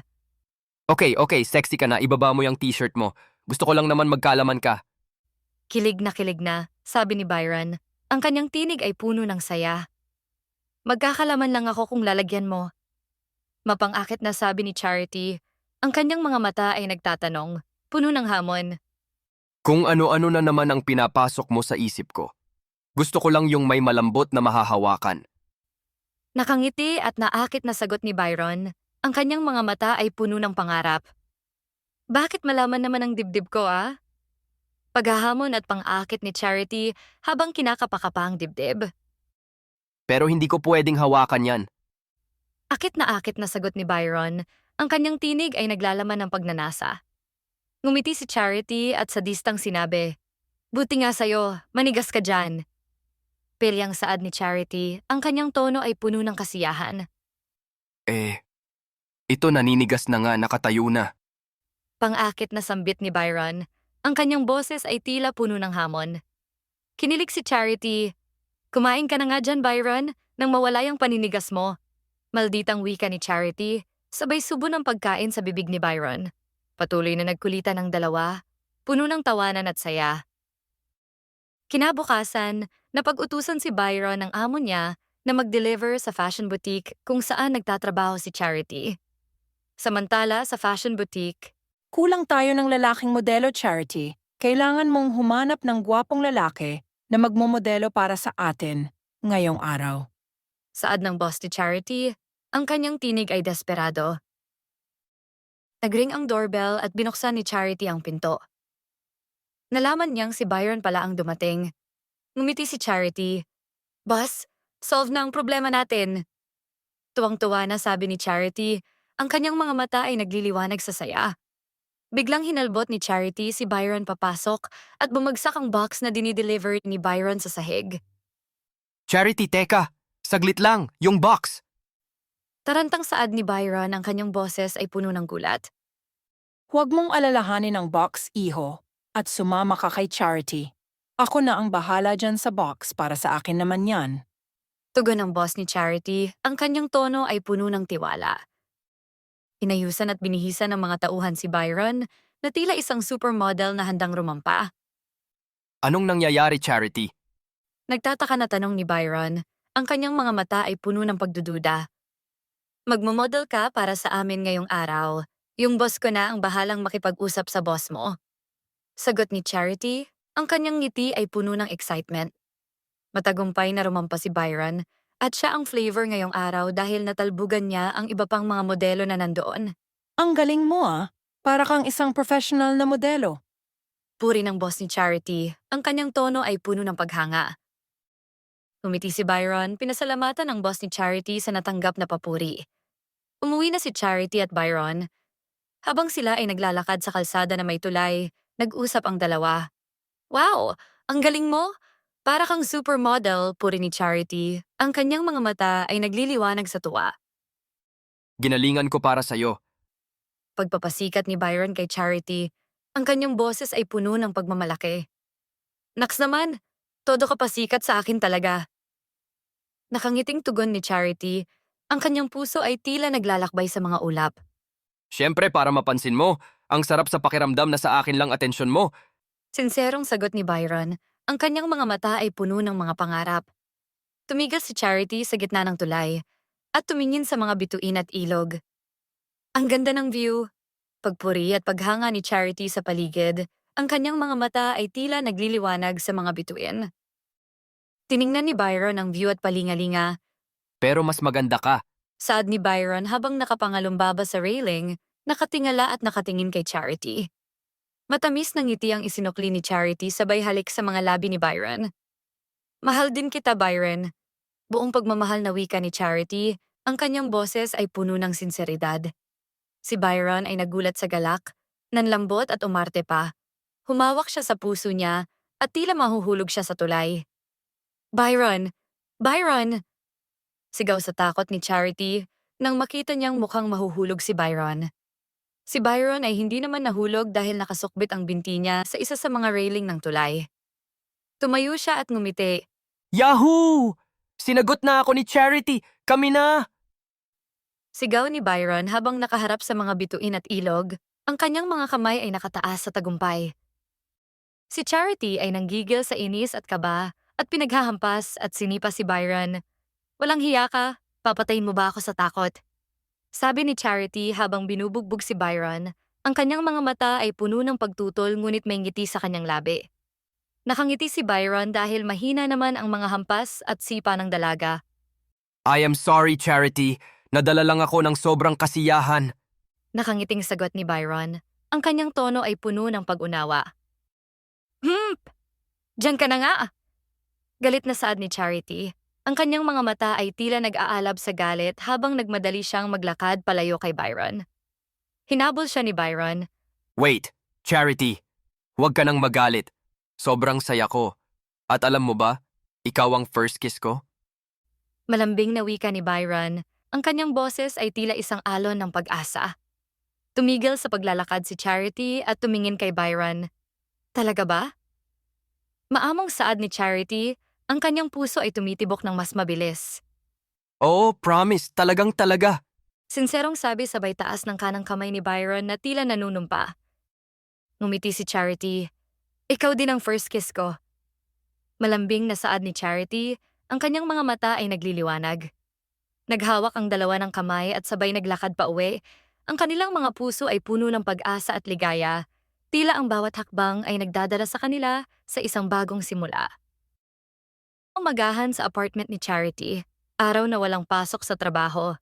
Nagising si Charity at nagulat sa laki ng views ng mga larawan ni Byron na ipinost ng boss niya sa official page ng fashion boutique nila sa isang sikat na social media sa bansa. Tagumpay ang pagrampa ni Byron kahapon at ngayon ay umaani ito ng sangkatutak na views at viral siya sa bansa nila. Lumabas si Charity ng kwarto niya at tumungo sa kwarto ni Byron. Nagsisisigaw siya, "Byron, Byron, viral ka ngayong araw." Masayang saad ni Charity, ang kanyang boses ay puno ng excitement. Si Byron ay pupungas-pungas at dahan-dahang idinilat ang kanyang mata.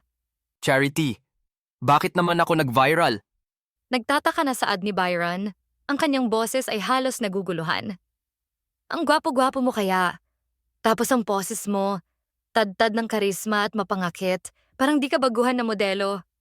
Sagot ni Charity, ang kanyang mga mata ay nagliliwanag sa paghanga. Tumingin si Byron sa kanya.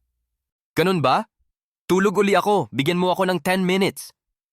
Humihikab na sabi ni Byron.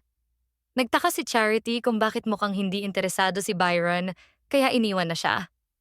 Makalipas ang 10 minuto, tumayo na si Byron at dumiretso sa kusina. Nakita niya si Charity na tapos ng maghanda ng almusal. Kumain si Byron, ang kanyang mga mata ay puno ng kasiyahan. Aalis ako. Makikipagkwentuhan kay Heidi sa restaurant ni Aling Oring. Paalam ni Charity, ang kanyang boses ay puno ng saya. Sige, wag mo kalimutan na ipagbalot ako ng makakain. Masarap pa man din mga luto ni Aling Oring. Natatakam na paalala ni Byron. Ang kanyang ngiti ay tila naglalaman ng pananabik. Ngumiti si Charity. Huwag kang mag-alala, hindi ko talaga kakalimutan. Tumayo na si Charity para mag-ayos ng sarili. Nang nakatapos na siya, binuksan niya ang pinto para umalis, ngunit hinila siya ni Byron. Niyakap at hinalikan sa labi. Balik ka agad, baby girl. Malambing na saad ni Byron, ang kanyang mga mata ay puno ng sinseridad. Ikaw talaga, namimiss mo na agad ako. Hindi pa ako nakakaalis. Kinikilig na tugon ni Charity. Ang kanyang puso ay tila naglalakbay sa mga ulap. Mamimiss ko talaga ang pinakamamahal ko. Saglit lang kitang di makita, nalulungkot na ako. Malungkot na saad ni Byron, ang kanyang tono ay puno ng damdamin. Bolero, sige na, aalis na ako. Masayang saad ni Charity na nagmamadaling umalis. Umalis na si Charity at pumunta sa restaurant. Si Heidi ay nag-aantay sa kanya. Sa wakas, dumating ka din, friend. Ang tagal mo. Umupo si Charity sa tapat ni Heidi.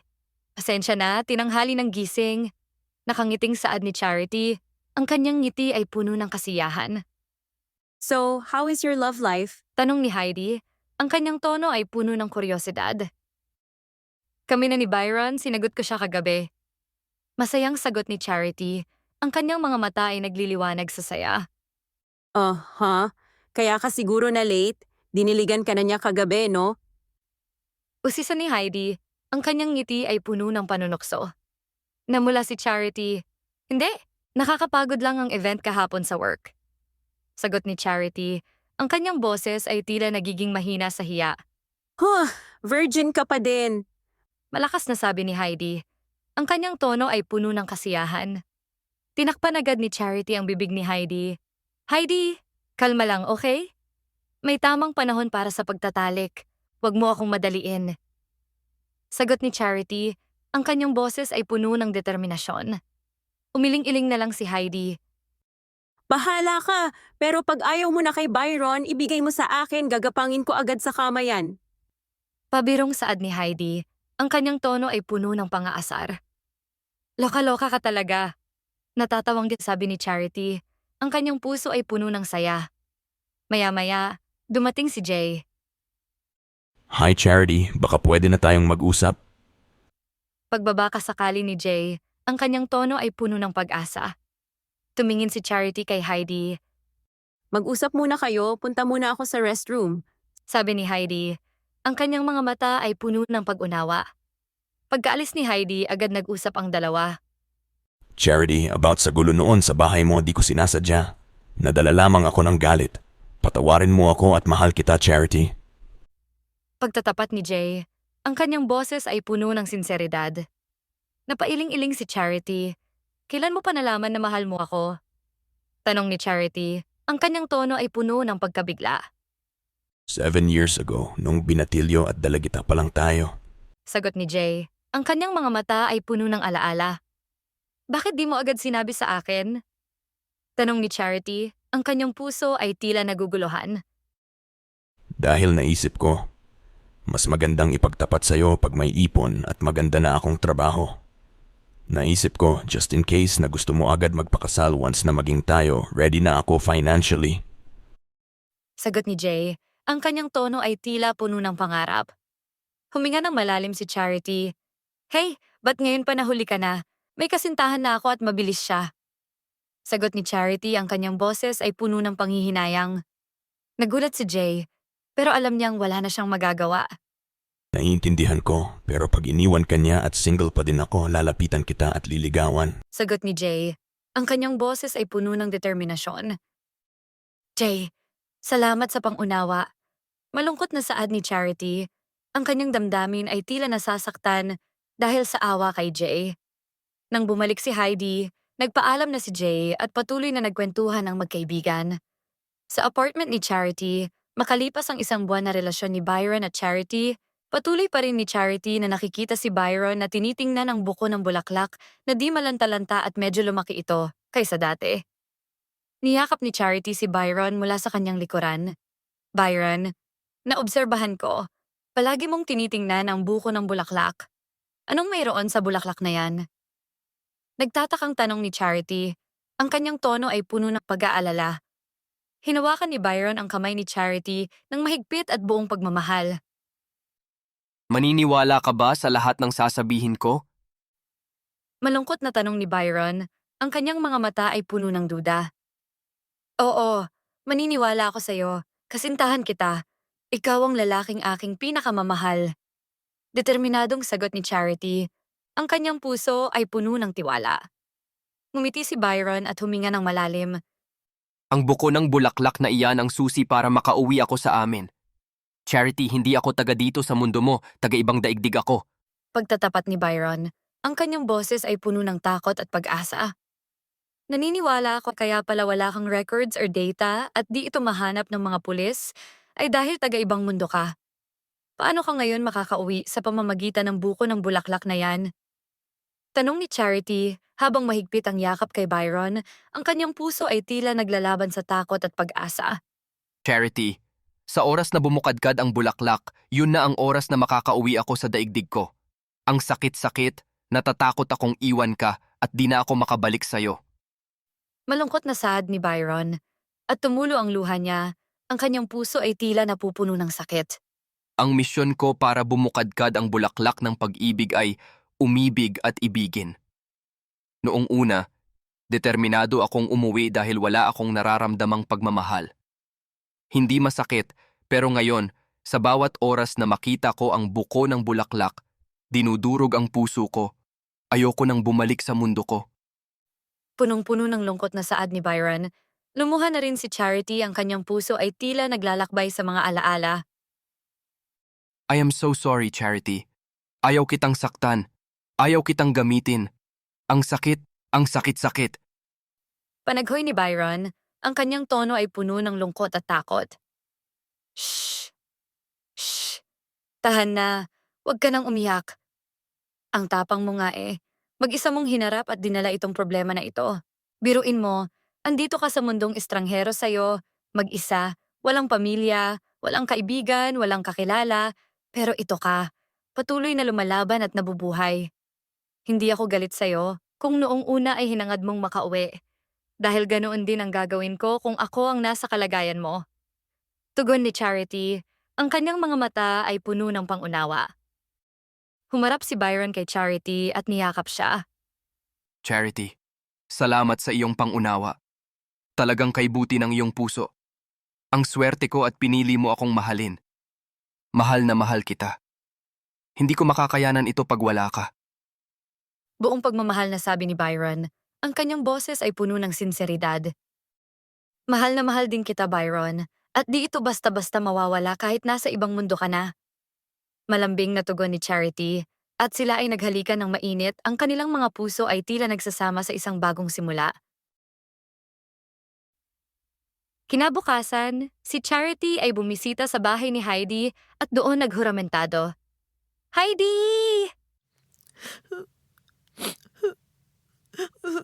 Iyak ni Charity.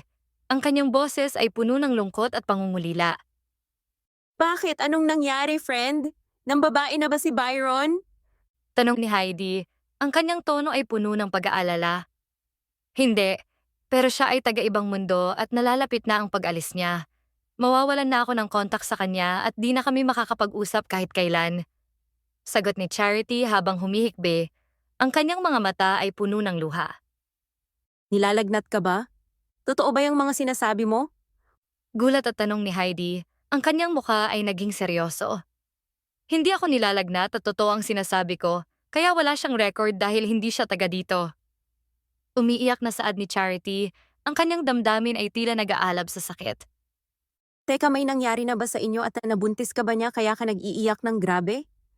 Usisa at tanong ni Heidi, ang kanyang mga mata ay puno ng pag-aalala. Hindi ako buntis at walang nangyari sa amin. Sagot ni Charity, ang kanyang boses ay tila nagiging mahina. Good! Kung ganoon, huwag ka nang umiyak at kalimutan agad siya pag alis niya. Payo ni Heidi, ang kanyang tono ay puno ng pagmamahal sa kaibigan. Ayoko, mahal na mahal ko siya. Sabi ni Charity habang umiiyak, ang kanyang puso ay tila naglalakbay sa mga alaala. Tanga! Pero sige, iiyak mo lang yan at umiyak ka hanggang mapagod ka. Saad ni Heidi, ang kanyang tono ay puno ng pag-unawa. Ayoko siyang umalis. Ayoko siyang mawala. Umiiyak na sagot ni Charity, ang kanyang boses ay puno ng pagdaramdam. Alam mo, friend, naisip ko lang, matagal na ring nandito si Byron at malamang hinahanap na siya ng pamilya at mga taong nagmamahal sa kanya. Sa tingin ko, time na nga para bumalik siya. May pag-aalala, ngunit sa distang sagot ng kaibigan niya. Lalong umiyak si Charity, pero naiintindihan niya ang sitwasyon ni Byron. Kung ako sa'yo, friend, imbes na umiyak ka dyan, mag-spend ka ng maraming oras kay Byron bago siya tuluyang umalis. At least naging masaya ang mga huling araw na magkasama kayo. Saad ng kaibigan. Natauhan si Charity dahil tama naman ang mga sinasabi ni Heidi. Nagmadali siyang tumayo para umalis. Uuwi na ako, Heidi. Kailangan kong makasama si Byron. Wika ni Charity. Ang kanyang puso ay puno ng determinasyon. Sige, good luck. Sana maging masaya kayo at huwag kang magpabuntis. Tatawa-tawang saad ni Heidi. Ang kanyang tono ay puno ng saya. Nagtatakbo si Charity sa pintuan at lumabas. Nang makauwi, agad niyang pinuntahan si Byron. Bakit mapula at maga ang mga mata mo? Umiyak ka ba? Tanong ni Byron. Ang kanyang boses ay puno ng pag-aalala. Medyo, pero wag mo na pansinin ang mga mata ko. Tara, mag-spend tayo ng time para sa isa't isa. Maikli na lang ang time nating magkasama, kaya sulitin na natin. Sagot ni Charity. Ang kanyang mga mata ay puno ng determinasyon. Hinandog ni Byron ang kanyang kamay at hinaplos ang pisngi ni Charity. Gusto ko yang suhestyon mo. Ano ang una nating gagawin na masayang alaala? Tanong ni Byron, ang kanyang boses ay puno ng excitement. Ngumiti si Charity at nag-isip. Biglang naglabas siya ng condom. Napalunok si Byron. Charity, wala pa akong experience sa ganyan. Isa pa, mas gusto kong ikasal muna sa'yo bago tayo magtalik. Hindi naman sa pagiging old-fashioned, pero tanda ito ng pagrespeto ko sa'yo. Tugon ni Byron, ang kanyang boses ay puno ng sinseridad. Hey, napaka-gentleman mo naman. Gusto ko yan. Okay, hindi tayo magsisiping, pero magtabi tayong matulog araw-araw. Sagot ni Charity, ang kanyang tono ay puno ng aliw. Sige pero, may iba ka pa bang gustong gawin? Tanong ni Byron, ang kanyang mga mata ay puno ng kuryosidad. Let's cuddle! Gusto kong maramdaman ang yakap mo. Maarting saad ni Charity, ang kanyang boses ay puno ng lambing. Umupo sila sa sofa at doon nagyakapan. Ang mga damdamin nila ay tila naglalakbay sa mga alaala. Kinagabihan, napalunok si Byron. Di niya malaman kung paano niya pipigilan ang sarili upang hindi mauwi sa pagtatalik ang sitwasyon nila. Ngumiti si Charity at niyakap siyang muli. Good night, Byron, saad ni Charity. Ang kanyang tono ay puno ng pagmamahal. Sweet dreams, baby girl. Tugon ni Byron, ang kanyang boses ay puno ng pagnanasa at pagpipigil. Naamoy ni Byron ang mabangong amoy ni Charity, ngunit pinipigilan niya ang sarili niya. Ipinikit niya ang kanyang mata at pilit na tulog. Kinaumagahan, tuwang-tuwa si Byron at napagtagumpayan niya ang unang gabi nilang magkatabi. Kukuha ako ng leave of absence para mas may time ako sa'yo. Ganon din ang gawin mo. Payo ni Charity, ang kanyang tono ay puno ng saya. Sumang-ayon naman agad si Byron kay Charity. Nung araw ding yon, nakakuha sila ng leave. Nang nakauwi sila, nagpa-reserve ako ng maliit na bahay bakasyunan sa Island Haven. Doon tayong dalawa mananatili hanggang matapos ang leave natin, tapos saka tayo babalik dito. Sambit ni Charity, ang kanyang boses ay puno ng excitement. Wow, nice plan. Sagot ni Byron. Ang kanyang mga mata ay nagliliwanag sa saya. Hinawakan ni Byron ang kamay ni Charity, at maya-maya ay nag-impake sila, puno ng pag-asa at ligaya sa kanilang mga puso. Nakarating sa Island Haven ang dalawa, at nakita nila na mayroon surfing, swimming, diving, at iba pang aktibidad na pwedeng subukan sa lugar.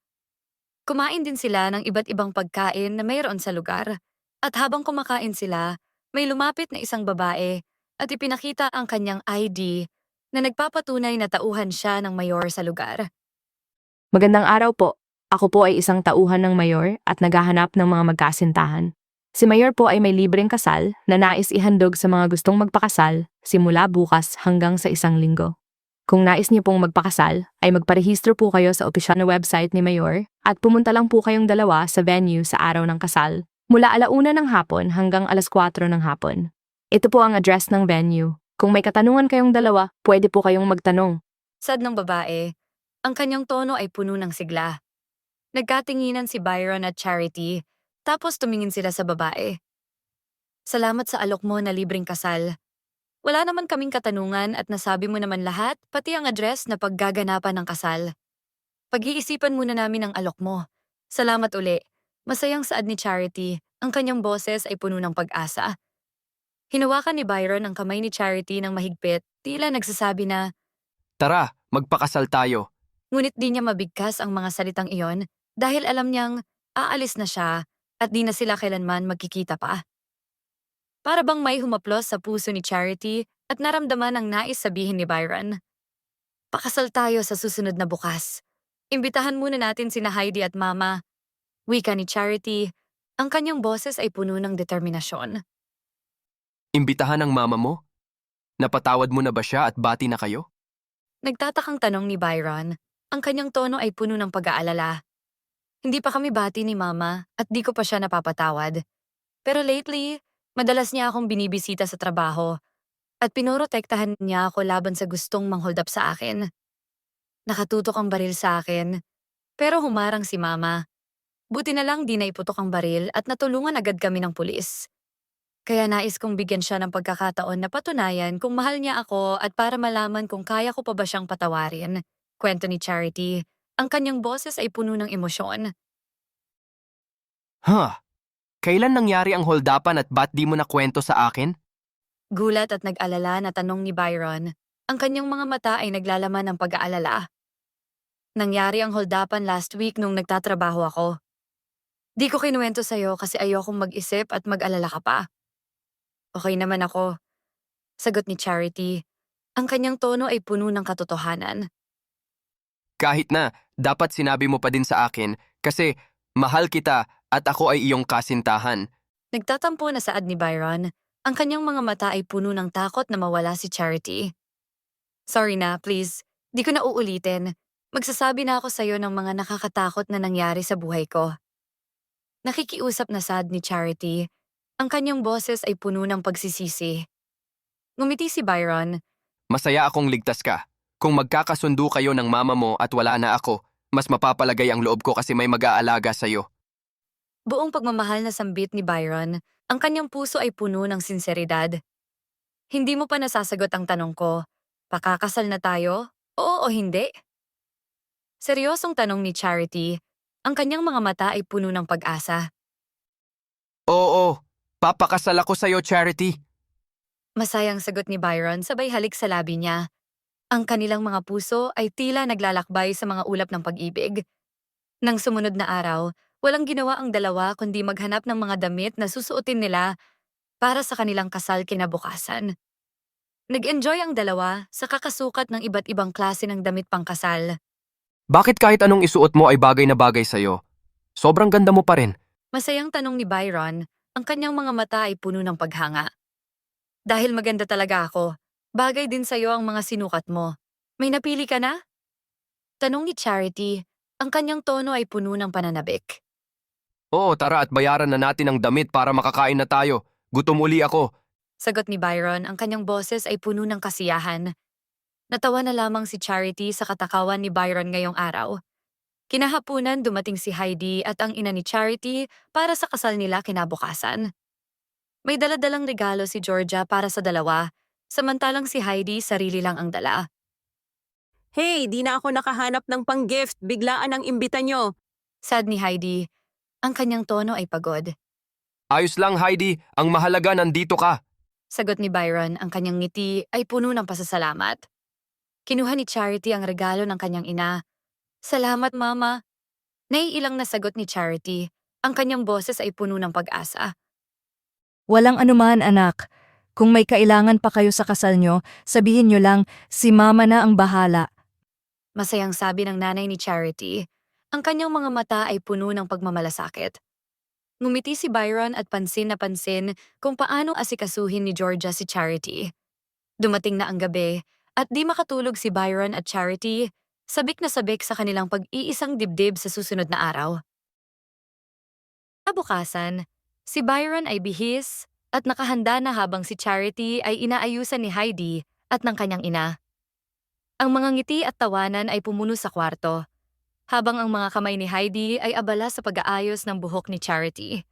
Makalipas ang isang oras, lumabas si Charity at siya ay napakaganda ng ayos. Ngumiti siya kay Byron at sa pagkakataong yon, titig na titig si Byron sa napakaganda niyang mapapangasawa. Lumapit si Byron kay Charity at inalahad ang isa niyang kamay. Maari ko bang hingin ang kamay ng aking magandang mapapangasawa? Tanong ni Byron, ang kanyang boses ay puno ng sinseridad at pag-asa. Inilagay ni Charity ang kamay niya sa nakalahad na kamay ni Byron. Hinalikan ni Byron ang kamay ni Charity at sa bawat paghalik, kinikilig si Charity habang tuwang-tuwa at kinikilig si Heidi at ang ina ni Charity. Ang gwapo mo naman, mahal ko! Puri ni Charity sa itsura at ayos ni Byron, ang kanyang puso ay tila nag-uumpisa nang lumipad sa saya. Bumalik si Charity sa kwarto nila ni Byron at kinuha ang buko ng bulaklak. Inilagay ito sa butas ng butones sa may dibdib ni Byron. Ginawa ni Charity na butoniere ang bulaklak ng pag-ibig. Nagulat si Byron at nagtatakang tiningnan si Charity, tila nalilito at nagtatanong. Byron, gusto kong makita ang buko ng bulaklak sa araw ng kasal natin. Ito ang nagpapatunay at simbolo na ako ay iyong iniibig at tayo ay nag-iibigan. May pagmamahal na sambit ni Charity, ang kanyang boses ay puno ng damdamin. Masaya ngunit nalulungkot si Byron. Totoo ang sinabi ni Charity, ngunit alam niya na sa oras na bumukadkad ang bulaklak, ay tuluyan na silang magkakahiwalay. Huminga ng malalim si Byron.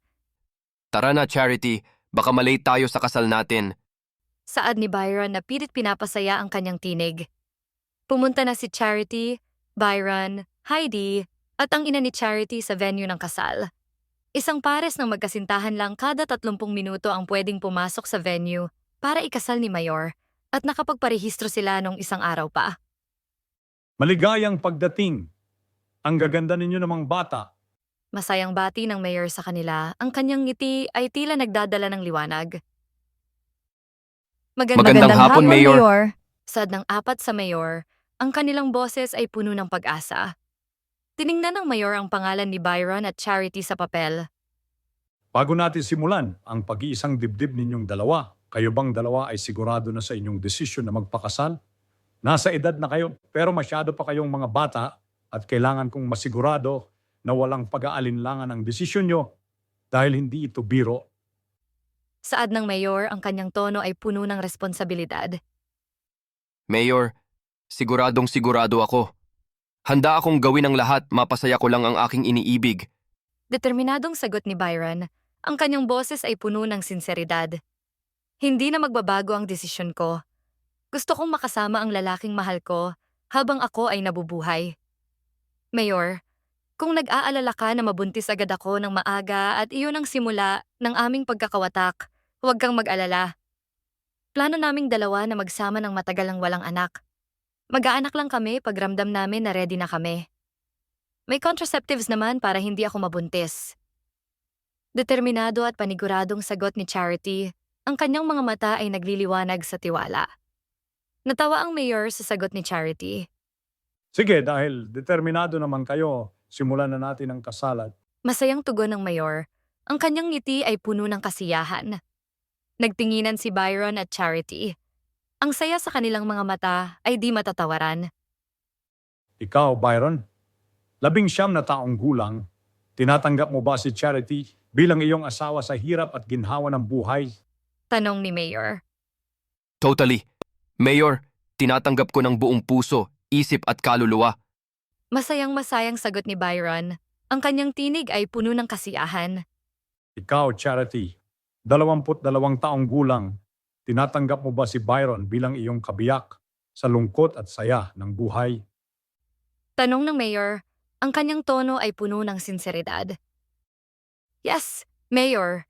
Sa kasiyahan at kalungkutan na dala ng pagsubok sa buhay, sa sigla at sakit na dala ng pagtanda, ako ay mananatiling asawa ni Byron. Wag lang siyang mambabae at pagbuhatan ako ng kamay kung hindi iiwan ko siya. Masaya at pilyang sagot ni Charity. Ang kanyang mga mata ay nagliliwanag sa tuwa. Nagtawanan ng lahat sa venue sa sagot ni Charity. Ang hangin ay puno ng kasiyahan. Ngayon na pareho kayong sang-ayon at nasagot ang aking mga katanungan, idideklara ko na kayo ay mag-asawa na. Ikaw, lalaki, ay pwedeng halikan ng iyong asawa at pagkatapos ay pirmahan ninyong dalawa kasama ng mga witness ang kontrata para sa inyong kasal na magpapatunay na kayo ay mag-asawa na. Deklara at utos ng Mayor, ang kanyang tono ay puno ng awtoridad. Hinarap ni Byron at Charity ang isa't isa, at sa mga sandaling iyon naghalikan sila. Nakaramdam sila ng kapayapaan sa piling ng isa't isa. Ngunit habang nararamdaman nila ito, nag-umpisa ng bumukadkad ang bulaklak ng pag-ibig. Habang namamangha ang mga witness, Mayor at ina ni Charity sa pangyayari, Byron, Charity, ang bulaklak ay bumuka. nag-aalalang sambit ni Heidi. Ang kanyang tono ay puno ng takot. Natigil sila sa paghahalikan at kinabahan agad si Byron. Si Charity ay tiningnan si Byron. Nakita niya na siya ay nagliliwanag at ang katawan niya simula sa kanyang mga binti ay unti-unting nagiging kagaya ng talulot ng bulaklak. Kumikinang ito ng kulay ginto, humihiwalay sa katawan ni Byron at unti-unting naglalaho. Patuloy itong nangyayari paakyat sa katawan ni Byron. Si Byron ay unti-unting nauubos. Agad-agad bumuhos ang luha ni Charity nang makita niya ang pangyayari. Byron, anong nangyayari sa'yo? Nasasaktan ka ba? Sigaw at takot na may pag-aalalang tanong ni Charity. Ang kanyang puso ay nagwawala sa takot. Ngumiti, pero lumuluha si Byron. Salamat, Charity. Kahit sa mga huli kong sandali sa mundong ito, ako pa rin ang iniisip mo. Hindi masakit ang nangyayari sa aking katawan, pero ang sakit-sakit na makita ka na nahihirapan at nasasaktan sa aking paglisan. Ang lungkot-lungkot ko dahil magkakahiwalay na tayo. Malungkot na sagot ni Byron. Ang kanyang boses ay puno ng pagdaramdam. Niyakap siya ni Charity ng mahigpit. Byron! Byron! Huwag mo akong iwan. Dito ka lang. Umiiyak na wika ni Charity. Ang kanyang boses ay puno ng pagsusumamo. Gumanti ng mahigpit na yakap si Byron. Ayokong iwan ka, Charity. Ayokong lumisan. Tugon ni Byron. Ang kanyang mga mata ay puno ng lungkot. Habang yakap ni Charity ang katawan ni Byron at patuloy ang kaniyang paglaho, tiningnan niya si Byron sa muka at hinawakan ito. Byron, isama mo ako! Malungkot na panaghoy ni Charity habang nanginginig ang kanyang mga labi. Mahal na mahal kita, Charity. Maging masaya ka para sa iyo at akin. Tumulo ang huling luha ni Byron at tuluyan na siyang naglaho. Si Mayor at ang mga witness ay gulat na gulat at nagtataka sa mga nangyari, habang si Charity ay napaupo sa sahig sa sobrang kalungkutan. Niyakap agad siya ng kanyang ina, at ni Heidi, ang kanilang mga yakap ay puno ng pagsuporta. Nagtataka ang kanyang ina, pero di na nagtanong. Mas inalala ang damdamin ng kanyang anak, ang kanyang mga mata ay puno ng pagmamalasakit. Samantala si Byron ay idinilat ang kanyang mga mata. Puno ng kalituhan, nakita niya ang mga aparato na nakakabit sa kanya, ang mga tunog ng makinarya ay tila naging musika sa kanyang pandinig. Nasilayan niya ang kanyang ina na nakatitig sa kanya. May luha ngunit nakangiting mga mata. Bradley, asawa ko, gising na ang ating anak. Masayang sambit ng ina ni Byron. Ang kanyang boses ay puno ng pag-asa. Tiningnan ni Bradley ang anak niya. Gising na nga siya. Doktor, nurse, ang anak ko ay gising na. Sabi ng ama ni Byron, ang kanyang tono ay puno ng saya. Mom! Dad! Masaya akong makita na hindi kayo naghiwalay. Malungkot ngunit masaya na saad ni Byron, ang kanyang puso ay tila naglalakbay sa mga alaala ng kanyang pamilya. Napansin ni Byron na may hawak siya at tiningnan niya ito. Nakita niya ang bulaklak ng pag-ibig, ngunit tuyot na ito. Tumulo ang kanyang mga luha sa nagbalik na alala sa mundo na hindi niya kinabibilangan. Anak, napano ka? May masakit ba sa'yo? Pag-aalala at tanong ng ina ni Byron, ang kanyang boses ay puno ng pagmamalasakit. Doc, nurse, pakibilisan. Umiiyak na ang anak ko. Mukhang may masakit sa kanya. Sigaw at pag-aalala ng ama ni Byron, ang kanyang boses ay tila naglalaman ng takot. Dumating ang nurse at doktor at agad siyang tiningnan. Maayos naman ang mga vital sign niya at normal naman lahat pero pwede pa nating isalang siya sa iba pang test para makasigurado. Sad ng doktor, ang kanyang tono ay puno ng profesional na seguridad. Gawin niyo po ang lahat ng sa tingin niyo ay makakabuti sa anak ko. Sambit ng ina ni Byron, ang kanyang boses ay puno ng pag-aalala.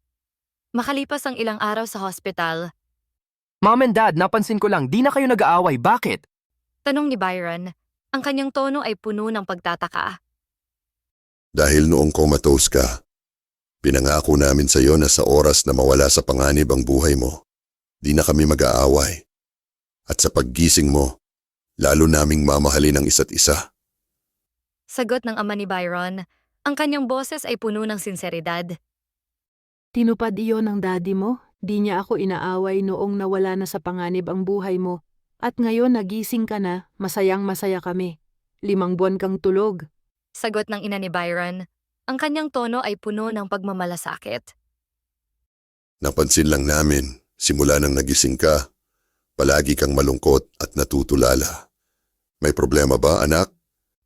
Tanong ng ama ni Byron, ang kanyang mga mata ay puno ng pag-aalala. Natahimik si Byron at maya-maya ay sinabi ang totoo sa ama. Noong naaksidente ako, napunta ako sa ibang mundo.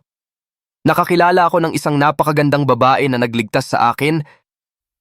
Sagot ni Byron habang ikinukwento sa magulang ang nangyari sa kanya sa ibang daigdig. Ang kanyang mga magulang ay interesado na nakikinig, ngunit di makapaniwala sa sinasabi ni Byron.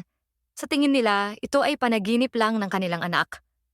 Matapos ang pananatili ng ilang linggo pa sa hospital, nakalabas din si Byron. Bumabalik-balik pa rin siya sa hospital para sa kanyang gate training at ipinagpatuloy ang pag-aaral sa kanilang mansyon. Ilang buwan ang lumipas at tuluyan ang nakarecover si Byron. Bumalik siya sa pag-aaral sa isang sikat at top 1 university sa bansa. Habang nag-aaral, ipinagpatuloy ni Byron ang pagiging modelo niya. Ngunit ipinagpatuloy niya rin ang pagsusuot ng contact lenses at wig na ginagawa niya simula pa noong bata siya sa harap ng kamera para di siya makilala ng kanyang mga tagahanga. Ang tanging gusto niya lang ay makapagsuot at mag-model ng damit, ngunit di niya gusto ang kasikatan.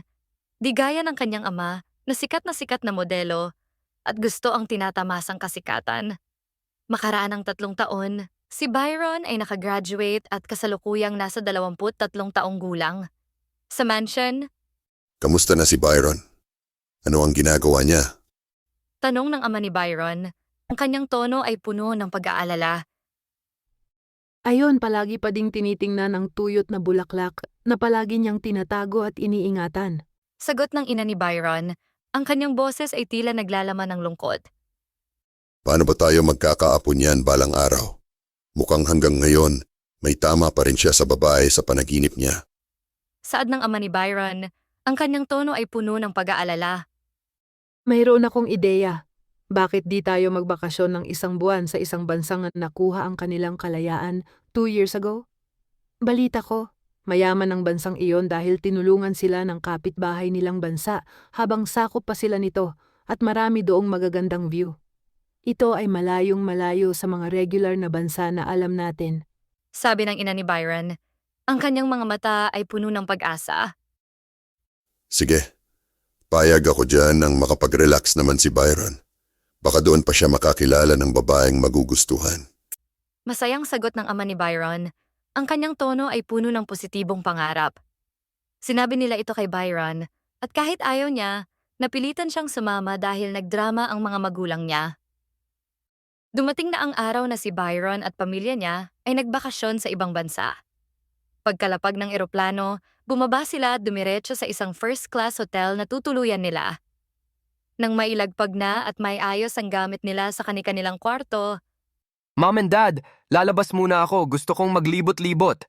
paalam ni Byron, ang kanyang mga mata ay puno ng pananabik. Sige anak, mag-iingat ka. Saad ng ina ni Byron, ang kanyang tono ay puno ng pagmamalasakit. Habang naglalakad si Byron, napansin niya ang mga tao na masayang tumitingin ng mga bagong disenyo ng mga damit sa isang pampublikong fashion event. Nakita niya ang isang modelo na may suot na damit na ang design ay pamilyar sa kanya. Naglakad siya papalapit sa sentro ng venue at nakita pa ang mga model na may suot na damit na pamilyar din sa kanya. Napansin niya ang isang fashion designer na inaayos ang mga damit ng mga modelo. Natigilan siya ng tila na aninagan niya ang likuran ng fashion designer. Madam, may gwapong lalaki sa iyong likuran? Saad ng assistant ng fashion designer, ang kanyang tono ay puno ng pagkabighani. Humarap ang fashion designer at natakpan niya ang bibig niya ng kamay upang di mapatili. Tumulo ang kanyang mga luha. Byron, nagbalik ka! Lumuluha pero masayang saad ni Charity, ang kanyang boses ay puno ng emosyon. Charity, ikaw nga!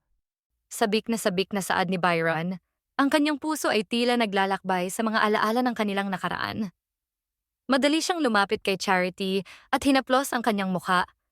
Ang kanilang mga mata ay nagtatagpo sa isang mundo ng pagnanasa at pagmamahal. Niyakap ni Charity si Byron. Byron, miss na miss kita. Pero mas tumangkad ka kumpara nitong nakaraang 6 na buwan. Sabik at lumuluhang saad ni Charity. Ang init ng yakap nila ay tila nagbigay liwanag sa kanilang mga puso. Wait, tumangkad? 6 na buwan?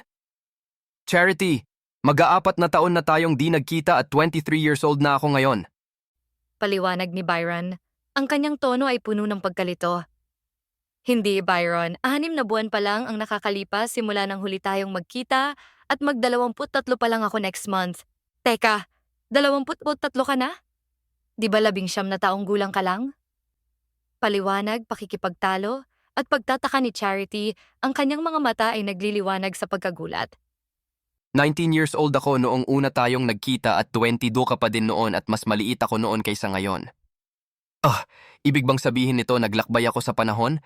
Naglakbay ako sa hinaharap. Ang buong paniwala ko, nasa ibang mundo ako. Pagsang-ayon, paliwanag at realidad ni Byron, ang kanyang mga mata ay puno ng realisasyon. Lumuhang muli si Charity. All this time na umiiyak ako tuwing gabi dahil akala ko na di na tayo magkikita at wala ka na. Nandito ka lang pala, nasa ibang bansa lang. Anya, ang kanyang boses ay puno ng sakit. Pinunasan ni Byron ang luha ni Charity gamit ang kanyang hinlalaki habang hawak-hawak ni Byron ang mukha niya. Shh! Shh! Charity, huwag ka nang umiyak. This time, di na kita iiwan. Malambing, determinado, at siguradong sambit ni Byron, ang kanyang boses ay puno ng pagmamahal. Tumingin si Charity sa mga mata ni Byron at tila sinasabi ng mga mata ni Byron na sa loob ng 4 na taong di siya nakita ni Byron, mahal na mahal pa rin siya nito. Di ka ba nagkaroon ng girlfriend nang wala ako? Tanong ni Charity, ang kanyang puso ay tila nag-aalangan. Hindi ako nagkaroon at di ako nag-entertain ng ibang babae. Virgin pa din ako, Charity. Namumulang pag-amin ni Byron, ang kanyang boses ay puno ng sinseridad. Ngumiti si Charity. Then pumunta ka sa apartment ko mamaya. Mag-uusap pa tayo. Tatapusin ko lang itong event. Sad ni Charity, ang kanyang ngiti ay puno ng kasiyahan. Aantayin kita at papanoorin ko na rin ang mga mangyayari sa event hanggang matapos ito. Wika ni Byron, ang kanyang tono ay puno ng suporta. Habang nag-aantay si Byron, maraming mga tanong ang nag-umpisang lumitaw sa kanyang isipan. Mga sari-saring katanungan tungkol sa paglalakbay niya sa panahon. Sa huli, naisip niya, misteryoso man ang mga pangyayari sa kanyang buhay, ay may mga bagay na dapat siyang ipagpasalamat gaya ng nakilala at muli niyang natagpuan si Charity at nagkasundo na ang kanyang mga magulang. Naisip din niya na mas importante ang kasalukuyan at hinaharap dahil di na niya kayang baguhin ang nakaraan. Nagpasiya siya na kalimutan na ang mga katanungan na lumitaw sa kanyang isipan. Makalipas ang ilang oras, natapos na ang event. Sinalubong ni Byron si Charity. Tara na at ituloy ang naudlot nating honeymoon sa apartment ko. Nangakit na saad ni Charity. Ang kanyang mga mata ay puno ng pang-akit. Huh? Ano pala nangyari sa'yo at sa kasal natin nang maglaho ako? Pagtataka na may pag-aalala na tanong ni Byron, ang kanyang boses ay puno ng pag-aalala. Ang nangyari, naiwan akong malungkot at umiiyak. Natakot si Mayor at ang mga witness, kaya katakot-takot na paliwanag ang ginawa ko. Since dineklara ni Mayor na mag-asawa na tayo, ay asawa mo ako.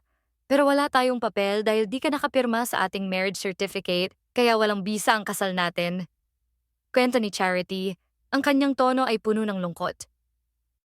Si Byron ay tinanggal ang singsing na nakasukbit sa kanyang kwintas. Hinawakan ang kaliwang kamay ni Charity at isinuot niya sa palasingsingan ni Charity ang singsing. Pakasalan mo uli ako, Charity. Ang singsing na ito ay isang pamana mula pa ito sa aking mga ninuno. Ibinigay ito sa akin ng aking ina at sabi niya ay ibigay ko raw sa babaeng aking iniibig at nais pakasalan. Pakiusap at kwento ni Byron. Ang kanyang boses ay puno ng damdamin. Nanlalaki ang mata ni Charity sa bato na nasa singsing, pakiramdam niya ay mababali ang daliri niya. Ang ganda, talaga bang gusto mong ibigay sa akin ito? Mukhang napakamahal nito. Tanong at sagot ni Charity, ang kanyang boses ay puno ng pagkamangha. Oo, mas mahal pa kita kaysa sa singsing na iyan. O ano na, pakakasalan mo ba akong muli o hindi? Determinado at tanong muli ni Byron, ang kanyang mga mata ay puno ng pag-asa. Pakakasal ako sa'yo, pero siguraduhin mo na matutuloy na ang honeymoon natin at makakatikim na ako ng langit na kasama ka.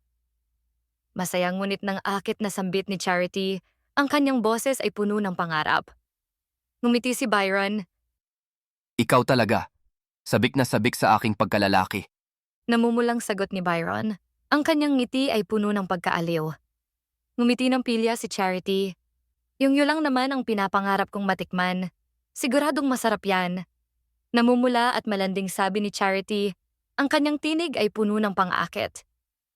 Ganon din ako, siguradong masarap sa loob mo. Gusto ko ding hawakan ang nasa pagitan ng iyong hita pagkasal na tayo. Namumulang tugon ni Byron, ang kanyang boses ay puno ng pananabik. Namumula si Charity ng husto at mabilis ang tibok ng puso niya. Kung ganon bilisan mo, sad ni Charity, ang kanyang boses ay puno ng pang-uudyok. Wait lang, ipapakilala muna kita sa mga magulang ko. Nandito sila sa bansa mo ngayon. Sagot ni Byron. Ang kanyang tono ay puno ng responsibilidad. Kung ganon, Tara na at ipakilala mo na ako. Masaya at sabik na sagot ni Charity. Ang kanyang mga mata ay puno ng pag-asa. Aba, hindi kinakabahan at ang tapang-tapang ng mapapangasawa ko. Puri ni Byron, ang kanyang mga mata ay nagliliwanag sa pagmamalaki. Medyo kinabahan si Charity matapos madinig ang papuri ni Byron. Magugustuhan kaya ako ng mga magulang mo?